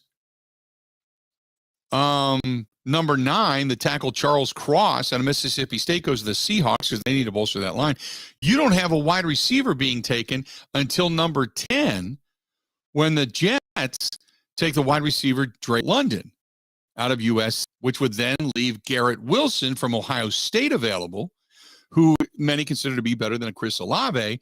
So Washington, who has interest in Olave, having Garrett Wilson fall in their lap, then takes them at number 11. And again, another edge rusher, is that's what Minnesota needs. Right after that, Houston, they need everything. But the next best player available, they say, would be Kyle Hamilton, Notre Dame at 13. 14, Derek Stingley Jr. to the Baltimore Ravens, a cornerback, which would just bolster that defense to no end. Then they got Philadelphia, taking the D lineman Jordan Davis out of Georgia. You're talking about a lot of guys here falling. New Orleans taking a tackle, and then a cornerback goes to the Chargers, which leaves Philadelphia again with a linebacker, Devin Lloyd out of Utah. Another edge rusher, because now you've got to run on edge rushers, so everybody starts to take them. Falcons, they're one of the least amount of pressure rates in the National Football League last year. They would take the edge rusher. New England gets a corner because they need one, which would leave Chris Olave as the Packers' choice at wide receiver. And it would be difficult to believe that the Packers would get out of the first round at all with 2 picks in the first round without addressing the wide receiver position. And nobody would fault the Packers for making that pick because they so desperately need the wide receiver position to be fortified. But you got to wonder if somebody would jump up ahead of you. That would still leave Treylon Burks out of Arkansas available. And then the Packers could either go in that direction or get the linebacker, the Dean kid, out of Georgia, because he would then be the, quote, best player available. Now, it doesn't address the depth on the offensive line, but it gives you additional help regarding your defense, and you kind of go from there. Because at that time, the tackle, Bernard Raymond, would still be available out of Central Michigan. The Packers could go in that area. So it's really interesting to see how this one shapes up, because this would be people making picks based upon a run. It would be the run of edge rushers early on in the NFL draft. That would change the way the draft is viewed, specifically for the wide receiver position, which would give the Green Bay Packers, at least you would assume, a good crack at a good wide receiver in the for their first pick in the first round, and still leave you available, best available player, what have you, in the second round. So, yes, to answer your question, I've gotten a look at it. I haven't gone through the entire thing to read all the reasons and whys and wherefores, but yes, rather interesting today. 877-867-1670, 877-867-1670. Hey, my buddy Jeff over at Stoley's Hog Alley, I was back and forth with him a little bit earlier today. And he had said, hey, look, we got a great thing going on over here, Stoley's Hog Alley, the whole deal. But Stoll's Old 109, because they're going to be shutting down a good portion of Stoley's Hog Alley because they're going to start the renovation next week. But Stoll's Old 109, they've got an Easter brunch buffet. And right now, they are accepting reservations. Right now, accepting reservations at Stoll's Old 109. The reservation's 8 a.m. to 2 p.m. You have to have a reservation. Kids 5 and under eat free. It's $28.95 for adults, $13.95 for kids 6 to 12. But the Sunday brunch buffet for Easter Sunday at Stoll's Old 109, hit them up, but you got to have a reservation. Just an FYI. Got to have a reservation. There's going to be all kinds of salads and breakfasts and entrees, and so roasted rosemary pork link and maple glazed ham and just such good stuff. Lasagna, shrimp scampi, beef tips and gravy, all that. So get a hold of, most likely it'd be easiest to get a hold of Alicia out there, because she's the one that runs that one the most. But Stoll's Old 109 in Watertown for the Sunday brunch, for the Easter Sunday brunch buffet. Really good stuff. Stay tuned. More of the Bill Michaels Show next. Covering Wisconsin sports like a blanket. This is the Bill Michaels Show on the Wisconsin Sports Zone Radio Network. Catch all the racing action at Road America. Camping and corporate events available as well. Go to roadamerica.com for all the information. Road America, America's national park of speed.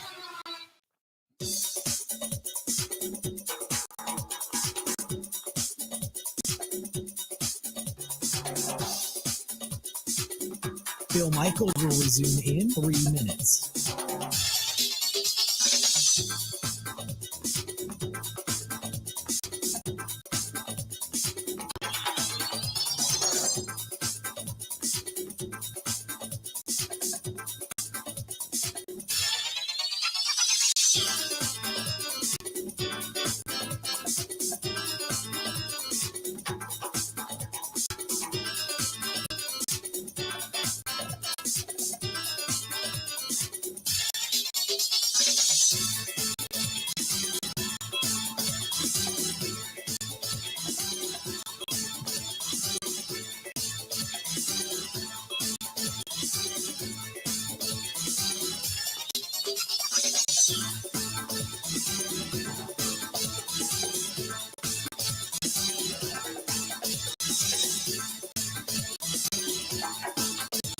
Michaels will resume in 2 minutes.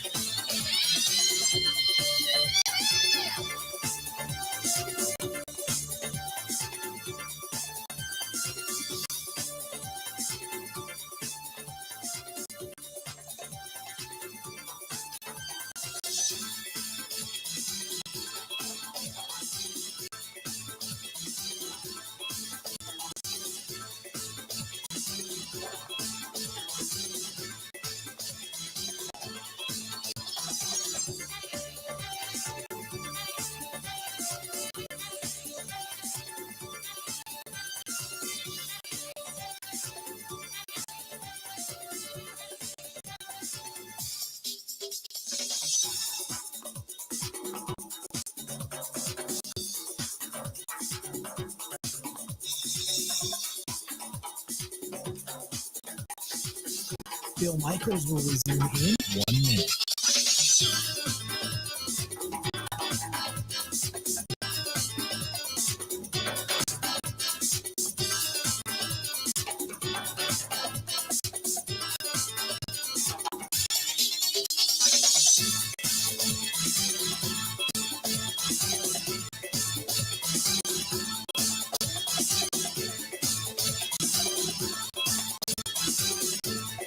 Bill Michaels will resume in 30 seconds.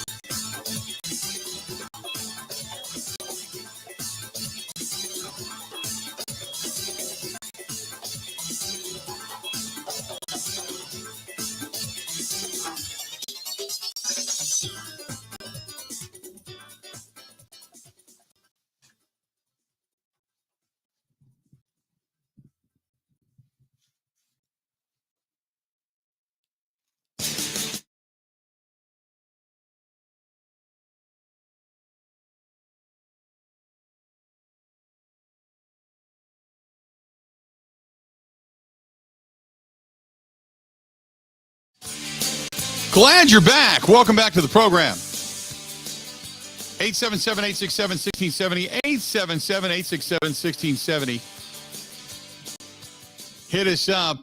Dustin says, by the way, for a GPS voice, go with Chris Farley as the motivational speaker, living in a van down by the river. That would be fantastic. That I agree with.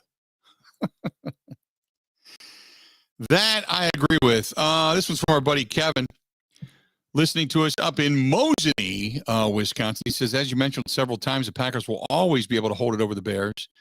That they went into Soldier Field, won the NFC Championship. Now, because MLB no longer has game 163, the Brewers will always have it on the Cubs. Going into Wrigley, winning game 163, and then the National League Central. And clinching that, by the way, the ability to play 163 at St. Louis. That's another best. Now, you can duplicate that, but you're right. For game 163 at Wrigley, the Brewers clinched in St. Louis, won 163 at Wrigley, and went on from there. I agree. A lot of nice ads. So you've got the Packers beating the Bears for the NFC Championship game at Soldier Field. Game 163, the Brewers ousted the Cubs, and over the now again, Michael Jordan dominated for years and years and years and years and years and years, rightfully so. But in recent history, 16 of the last 17 head-to-head matches, including winning the division last night, have come at the hands of the Chicago Bulls, and the Bucks have won that. So think about that for a minute there. I agree. Big time. This is from Matt. Do you have any insight on the streaming services for watching the Bucks and the Brewers games in Wisconsin? Bally bought out Fox Sports Wisconsin a couple of years ago and promised us that the games would be on TV, but it's not looking very promising at all. I can't help but think that the Brewers aren't struggling with this. Brewers, or baseball, needs all the viewership it can get right now. Can't wait until each team has their direct-to-consumer service. Let's skip the middleman. That's from Matthew. Just talked about this the other day. No, I don't. No insight on that. It's all about commercial advertising. Bally's, this is what it comes down to, and you can understand it. Bally's does the production, puts it together, pays their people, uses it. Uses all of that. Okay? They put it all together. So why would you want to give it to Hulu or to Roku or to Amazon Prime or anybody else that they can air it and then insert their own commercials? Because that means let's just say you're in Eau Claire. You're seeing a game basically given to Roku or anybody else for free, and then they get to profit off of it with inserting their own commercials, and Bally's does all the work. That's what the argument is. I understand it. The easy workaround would then be for the streaming services to pay Bally's a substantial amount to air the games for the demand for the games. The other way to get this to work would be obviously to call the cable company and say, hey, I want to get cable back in my house, which some are willing to do and some aren't. I've said all along, if you have internet service, I have talked to a few people about this. If you have internet service through Spectrum, then I believe, correct me if I'm wrong, I believe you have Spectrum service. Therefore, when you put a Roku on your television, you can then download the Spectrum app and through Spectrum actually watch the games, in case you didn't know that. Because I have it here at the house. Now, I've got cable too, but I have it here at the house. Because when you download the Spectrum app on your phone and you put a name and a password and all that stuff into it with your phone, it automatically can pop up on Roku for me, and I can watch the game. So that might be one way to do it. If you don't want the whole cable package, you just go with their internet service. Well, then maybe you do that. I mean, I don't know. But for those that cut the cable, that's part of the problem. So that's the only insight I have for you, Matt, when it comes to the ability to see the Milwaukee Brewers. 877-867-1670. If you want to find us, go ahead and do so. Again, 877-867-1670. What else do we have here for you? This one is from Jake. He said, no, it's more about opening day. I'm not going to get into all of that. Opening day at home regarding the Brewers and where we're going to be. What else do we got? By the way, just an FYI, because Phil Mickelson, don't forget, the big controversy regarding the Masters this year with Phil not being there was that he was being in some way, shape, or form disciplined by not being at the Masters. And Augusta National Golf Chairman Freddie Riley said the three-time Masters champion Phil Mickelson actually pulled out of the tournament. He was eligible to compete if he wanted to, but Mickelson notified Ridley via text message in late February, early March, that he would not be playing at the Masters. He said, and was very emphatic about it during the press conference that just took place about an hour and a half ago. He said, I would like to say we did not disinvite Phil Mickelson. Phil is a three-time champion, as he's invited in that category and many other categories, but he's still, but he's a defending PGA champion. Phil reached out to me and let me know that he did not intend to play. That was by way of text. And I thanked him for his courtesy and letting me know. I told him that we would certainly appreciate that. And, told him I was certainly willing to discuss that further with him if he'd like to. He thanked me, and it was a very cordial exchange.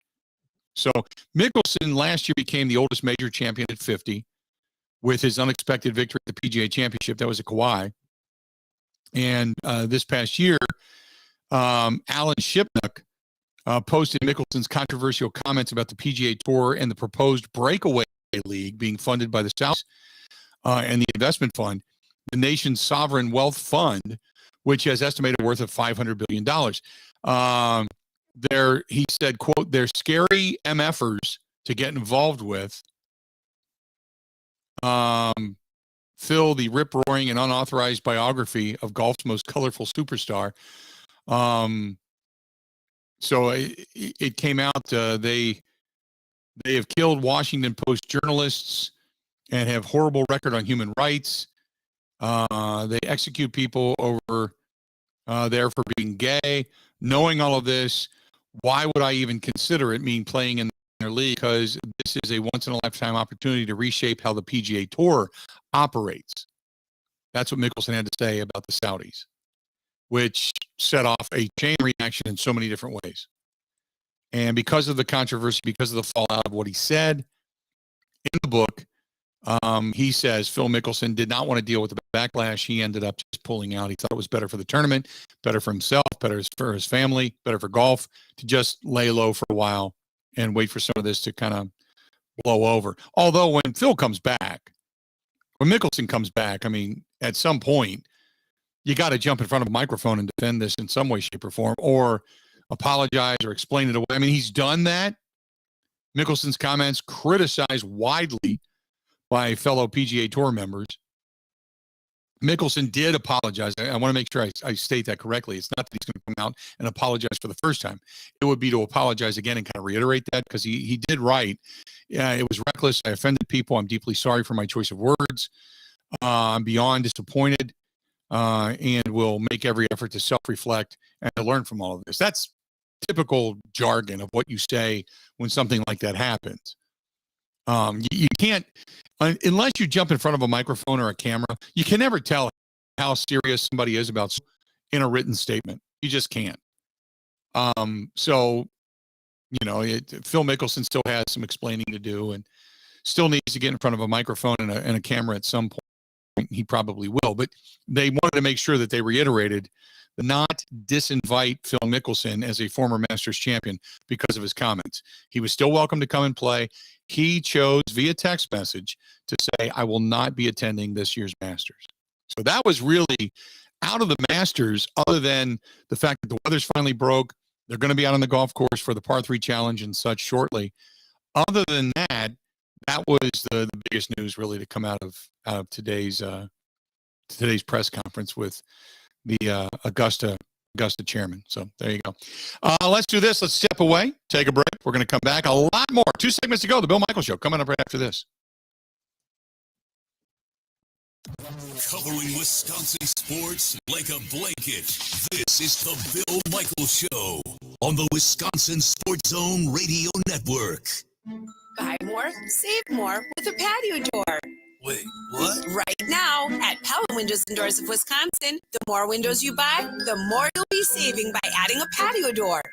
Miss Della from Pella? Please, call me Gina. Okay, Gina Della from Pella? Like, I was told there'd be no map. Like, that's okay. Pella Windows and Doors of Wisconsin makes it easy. Now through April 30th, when you buy 3 Pella windows, you'll save $500 when you add a patio door. Buy 6, save $1,000 with a patio door. Buy a dozen Pella windows, save $2,000 when you... Add a patio door? Correct. And along with 6 full lines of windows, traditional to contemporary, Pella of Wisconsin has financing to fit most any budget. Awesome. Buy more, save more with a patio door, but only through April 30th. Set your free consultation today at PellaWI.com. Restrictions apply. See showroom for details.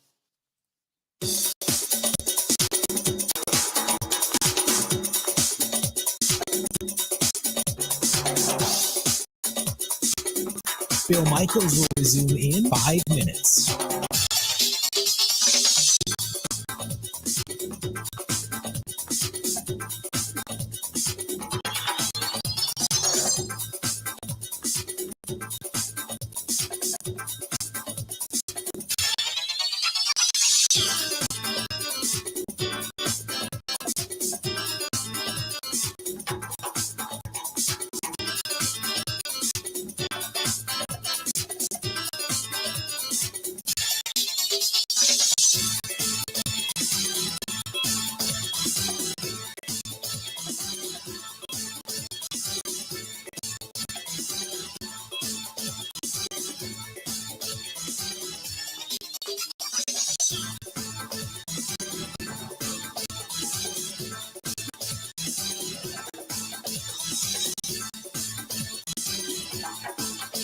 Bill Michaels will resume in 4 minutes.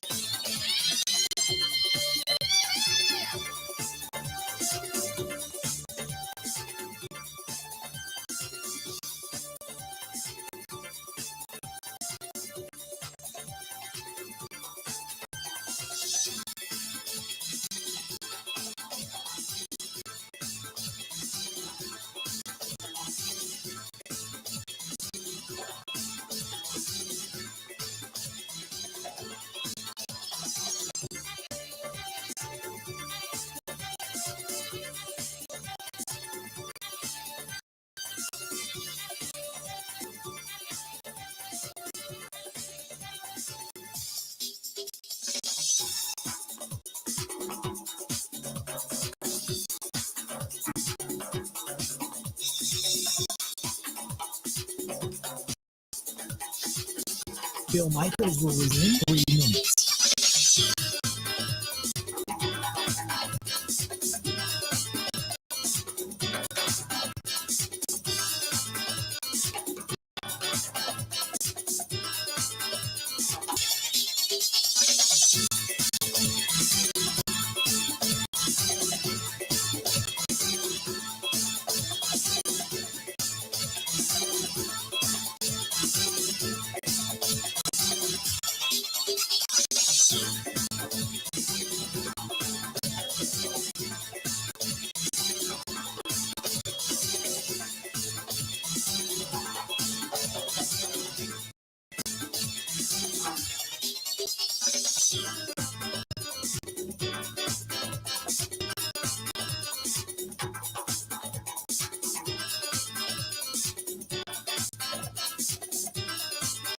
Bill Michaels will resume in 2 minutes.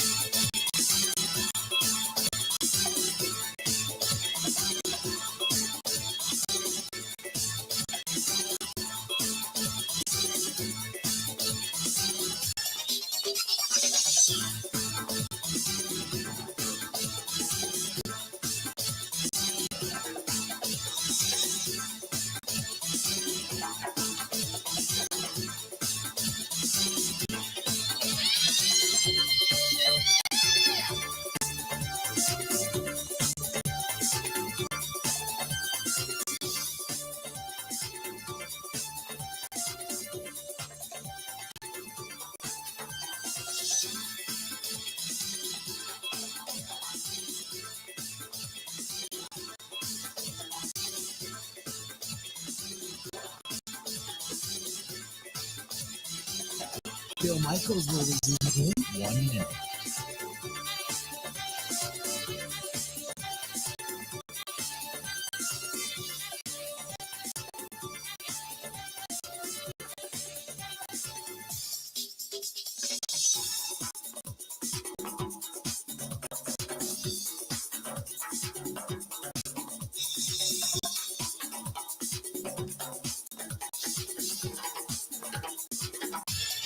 Bill Michaels will resume in 30 seconds.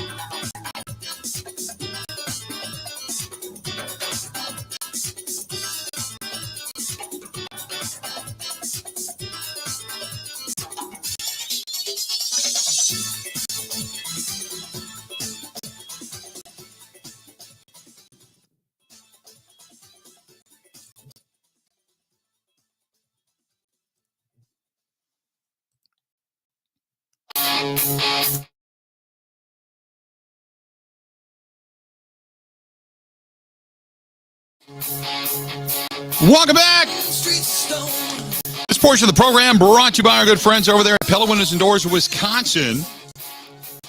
And when you add a patio door, you take some cash off.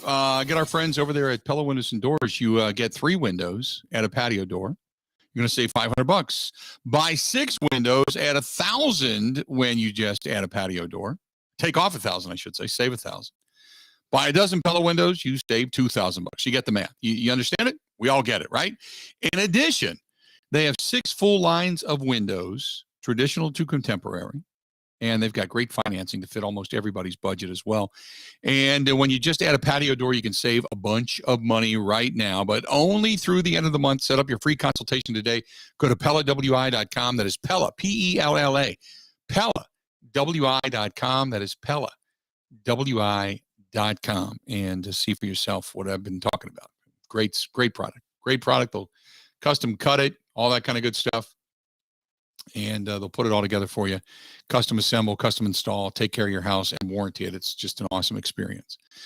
Going through some of the Major League Baseball stuff as I sit here. Just looking at some of the starting lineups, looking at some of the things around Major League Baseball. The big news of the day, the Cardinals, Flaherty's getting a shot into his shoulder for bursitis. Nothing else major. Brewers getting a light workout today down at Wrigley well, right now, I don't know if it's still sunny. I saw a picture of it a little bit earlier. It was kind of sunny down there, but the clouds are moving back in. The rain is moving back in. There's even a possibility tomorrow, overnight tonight into tomorrow, of some flurries and slush and muck and snow and all that kind of stuff, where it's going to be kind of crappy. So it's going to be an ugly weather game tomorrow. It's going to be 40 at the most. They say it's going to be 45 degrees near the lake down there. I got to assume it's going to be a little bit cooler than that, but winds out of the southwest at 15, they're saying 14, 15 miles up to 25 with gusts even higher, possibly topping out at about 45 miles an hour. Now, you get a 45 mile an hour gust and you put a pop-up into the air, it's a home run. But it also makes it an extremely cold day at Wrigley. So the weather is not going to be real conducive for Major League Baseball. But, and again, And again, by the way, if you indeed want to join us for the opening day when the Brewers come home, don't forget next Thursday, the entire broadcast is going to be on location. Stenny, second to National Walker's Point, brought to you by our friends at Bud Light and Budweiser, the official beer sponsor of Major League Baseball. Going to have a good time down there. Nate says if you only have the internet through Spectrum, you can only get the games through the Bally's app, not the Spectrum app. You need to log into the Bally's app with your Spectrum login and password. Craig also says Charter has cracked down on that. You need to have internet and TV to use your app and log in on the Bally's app. Okay. Peaches says, I still watch Bucks games with just the internet. I wonder what it's going to be like when the Brewers take the field tomorrow. Okay. I've got it, so I couldn't honestly tell you. It's not something, fortunate for me because I need it for my work. But for those that would like to see the Brewers games out of market, it sucks. And the other aspect of this is that Major League Baseball, if you buy the Major League Baseball package to where you can put it on your computer, they don't allow you to see your home team, which is the dumbest thing. Because it's another way to, and again, maybe Bally's controls that or whatever local programming controls that because of commercial availability. It's all about the money. Look, if they were making money on it in any way, shape, or form, then it would be available. It'd be huge. I mean, that's what everybody would be doing. I mean, that's what it comes down to, right? Everything in life in today's day and age, for the most part, unless you're talking charities and all that kind of stuff, everything pretty much comes down to money and cost. Doesn't matter. Think about just about any circumstance in life. Everything comes down to money, whether it's your ability to take a vacation, work in the yard, whatever it is. Sean says viewing party at my house. I'm good with that. We get out to the summer months. I'll open up the tiki bar. Come on out. Come on out. I don't mind. We'll do a little grilling out. Be good with that. You bet. Yeah, boy. Baby boy hits us up over on Twitter and says, what driver do you use? In golf? I think I just bought a new driver this past year. This is terrible. I have been a TaylorMade guy pretty much for 20 years. And I hit the TaylorMade driver last year, the new one. And don't get me wrong, man, it increased my club head speed dramatically, but I still wasn't busting 110 miles an hour. It felt good. It was lighter, had a good whip to it, but I think I went with Callaway. I think it was the Callaway driver. The Callaway or the Ping. One of the two. I think it was Callaway. Callaway or the Ping, but I think it was the Callaway. I ended up swinging. And you know how you can go to either Dick's or Dunham's or Golf Galaxy, those places? You can go there and they will measure your club head speed. And they're all pretty much similar. They're all similar simulators now. And I used that. And I went to Golf Galaxy first, where I swung a couple of clubs, and I wasn't sure that I wanted to pull the trigger on the TaylorMade. It just, something told me not to pull the trigger on it yet. I was thinking about it because it was a lot of money. And from there, I went over to Dick's Sporting Goods, and then I went in and I swung a Callaway. I put the same clubs side by side, and I swung the Callaway, then I swung the TaylorMade, and then that's what I did. I swung the TaylorMade to Ping and the Callaway. I bought the Callaway. The Callaway, whatever the design is, added about 12 miles an hour to my swing, and I was swinging the club at about 114 miles an hour, 114 to 116 miles an hour, and I was getting far more drive, far more distance, and accuracy, surprisingly, off of my drive. And I only got a chance to use it maybe 3 or 4 times at the end of the season. But we played and it was in August, as a matter of fact, we played Geneva National. And there was a couple of holes that I drove. a couple of holes that were 320, 340 yards, had a little bit of a bend to them. So if you actually went up and over the trees, you could cut out about 20 yards, 30 yards. And I drove the green on 2 or 3 of them. So that was good. That was big time. Ben, what do you like? What do you play? Oh, I don't know. When I got new clubs, I just have the clubs I've had since then. I couldn't tell you what they are, but it's like the new TaylorMade irons that were made 6 years ago. Okay. You know? So I got the discount. See, my I'm irons not good enough to care about the clubs yet. My irons are from I want to say 2000. I think my irons are from 2000. And I love them. I unless you really give me a set that I'm going to enjoy, I wouldn't change them because they're cut to me. They're fit for me. They're comfortable. I've got a feel with them. I'm not great at it. Don't get me wrong. And my putter is a Ping, and I had my putter for almost 24 years.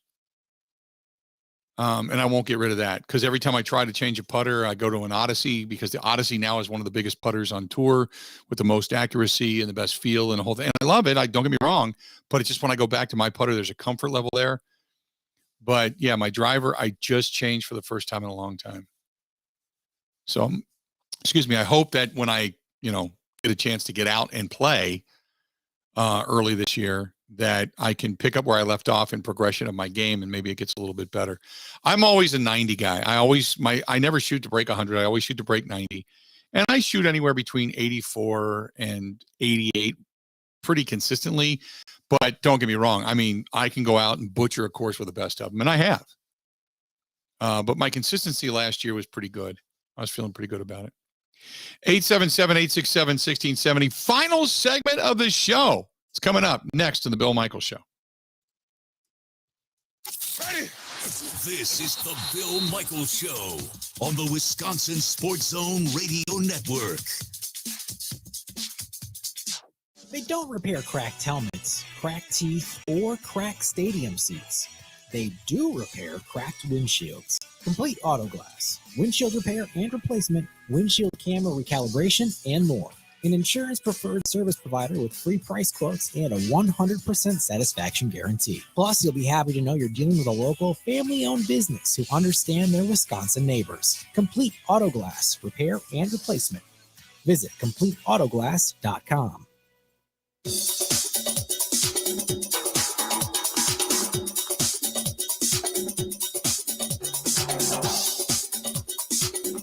Bill Michaels will resume in 3 minutes.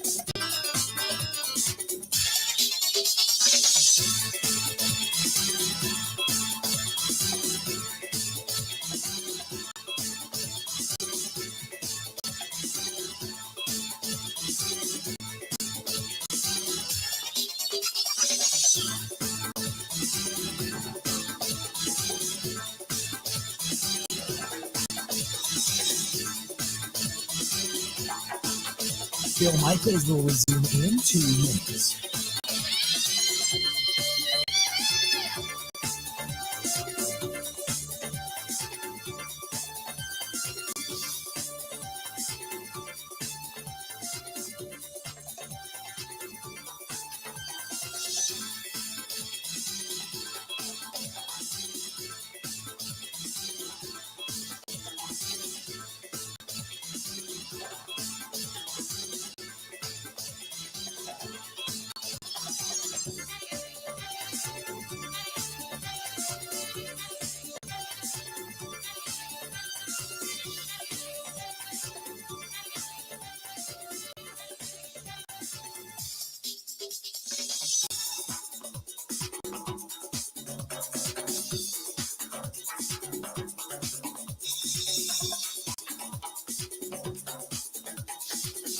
Bill Michaels will resume in 1 minute.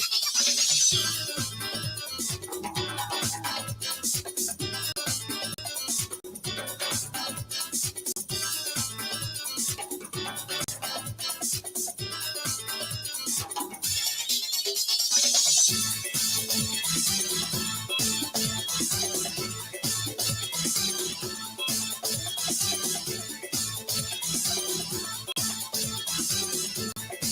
Michaels will resume in 30 seconds.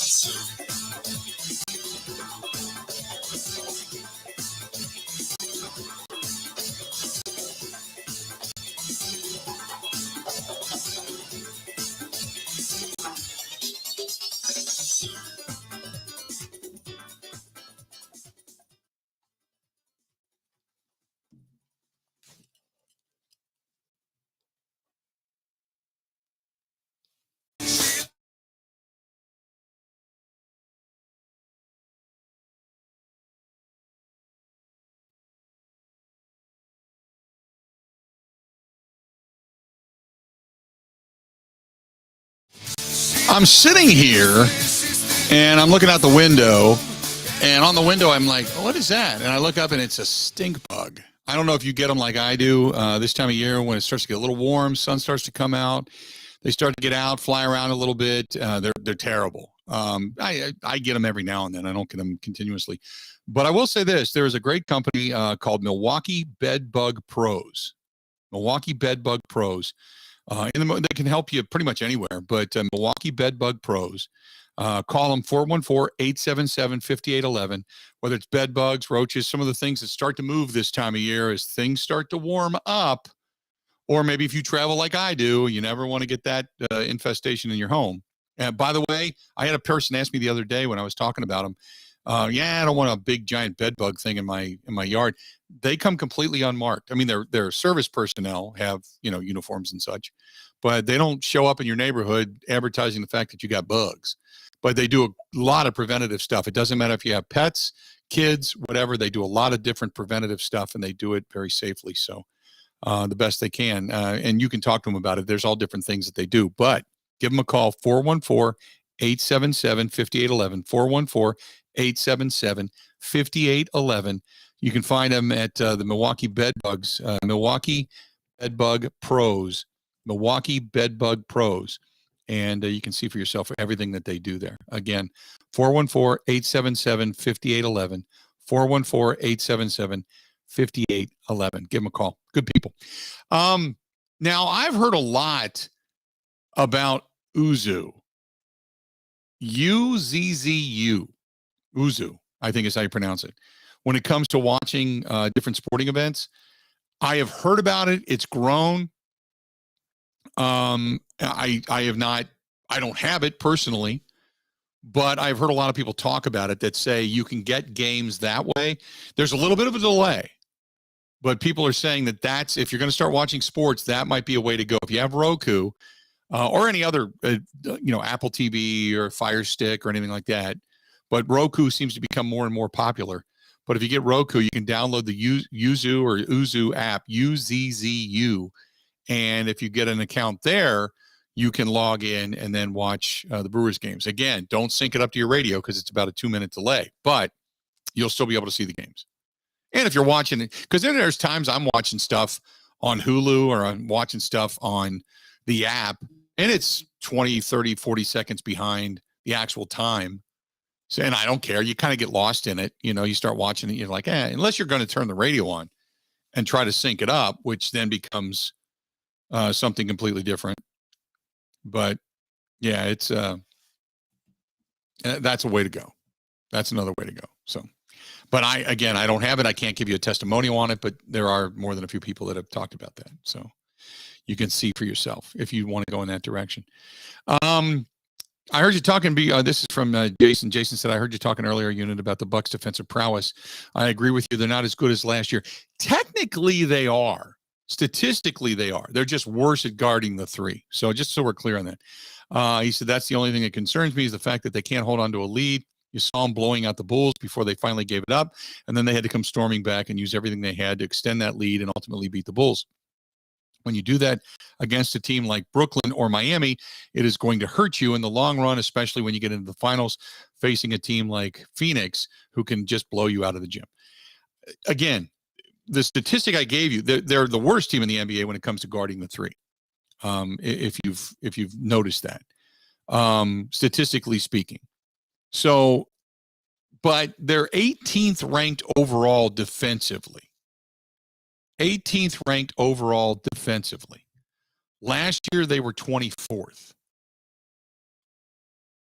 This year, they're 18th. They're allowing 35.6% shooting beyond the arc for teams, which is not terrible. It's not great, but it's not terrible. It's not the worst. But it is low when you talk about total three-pointers that have been made against them.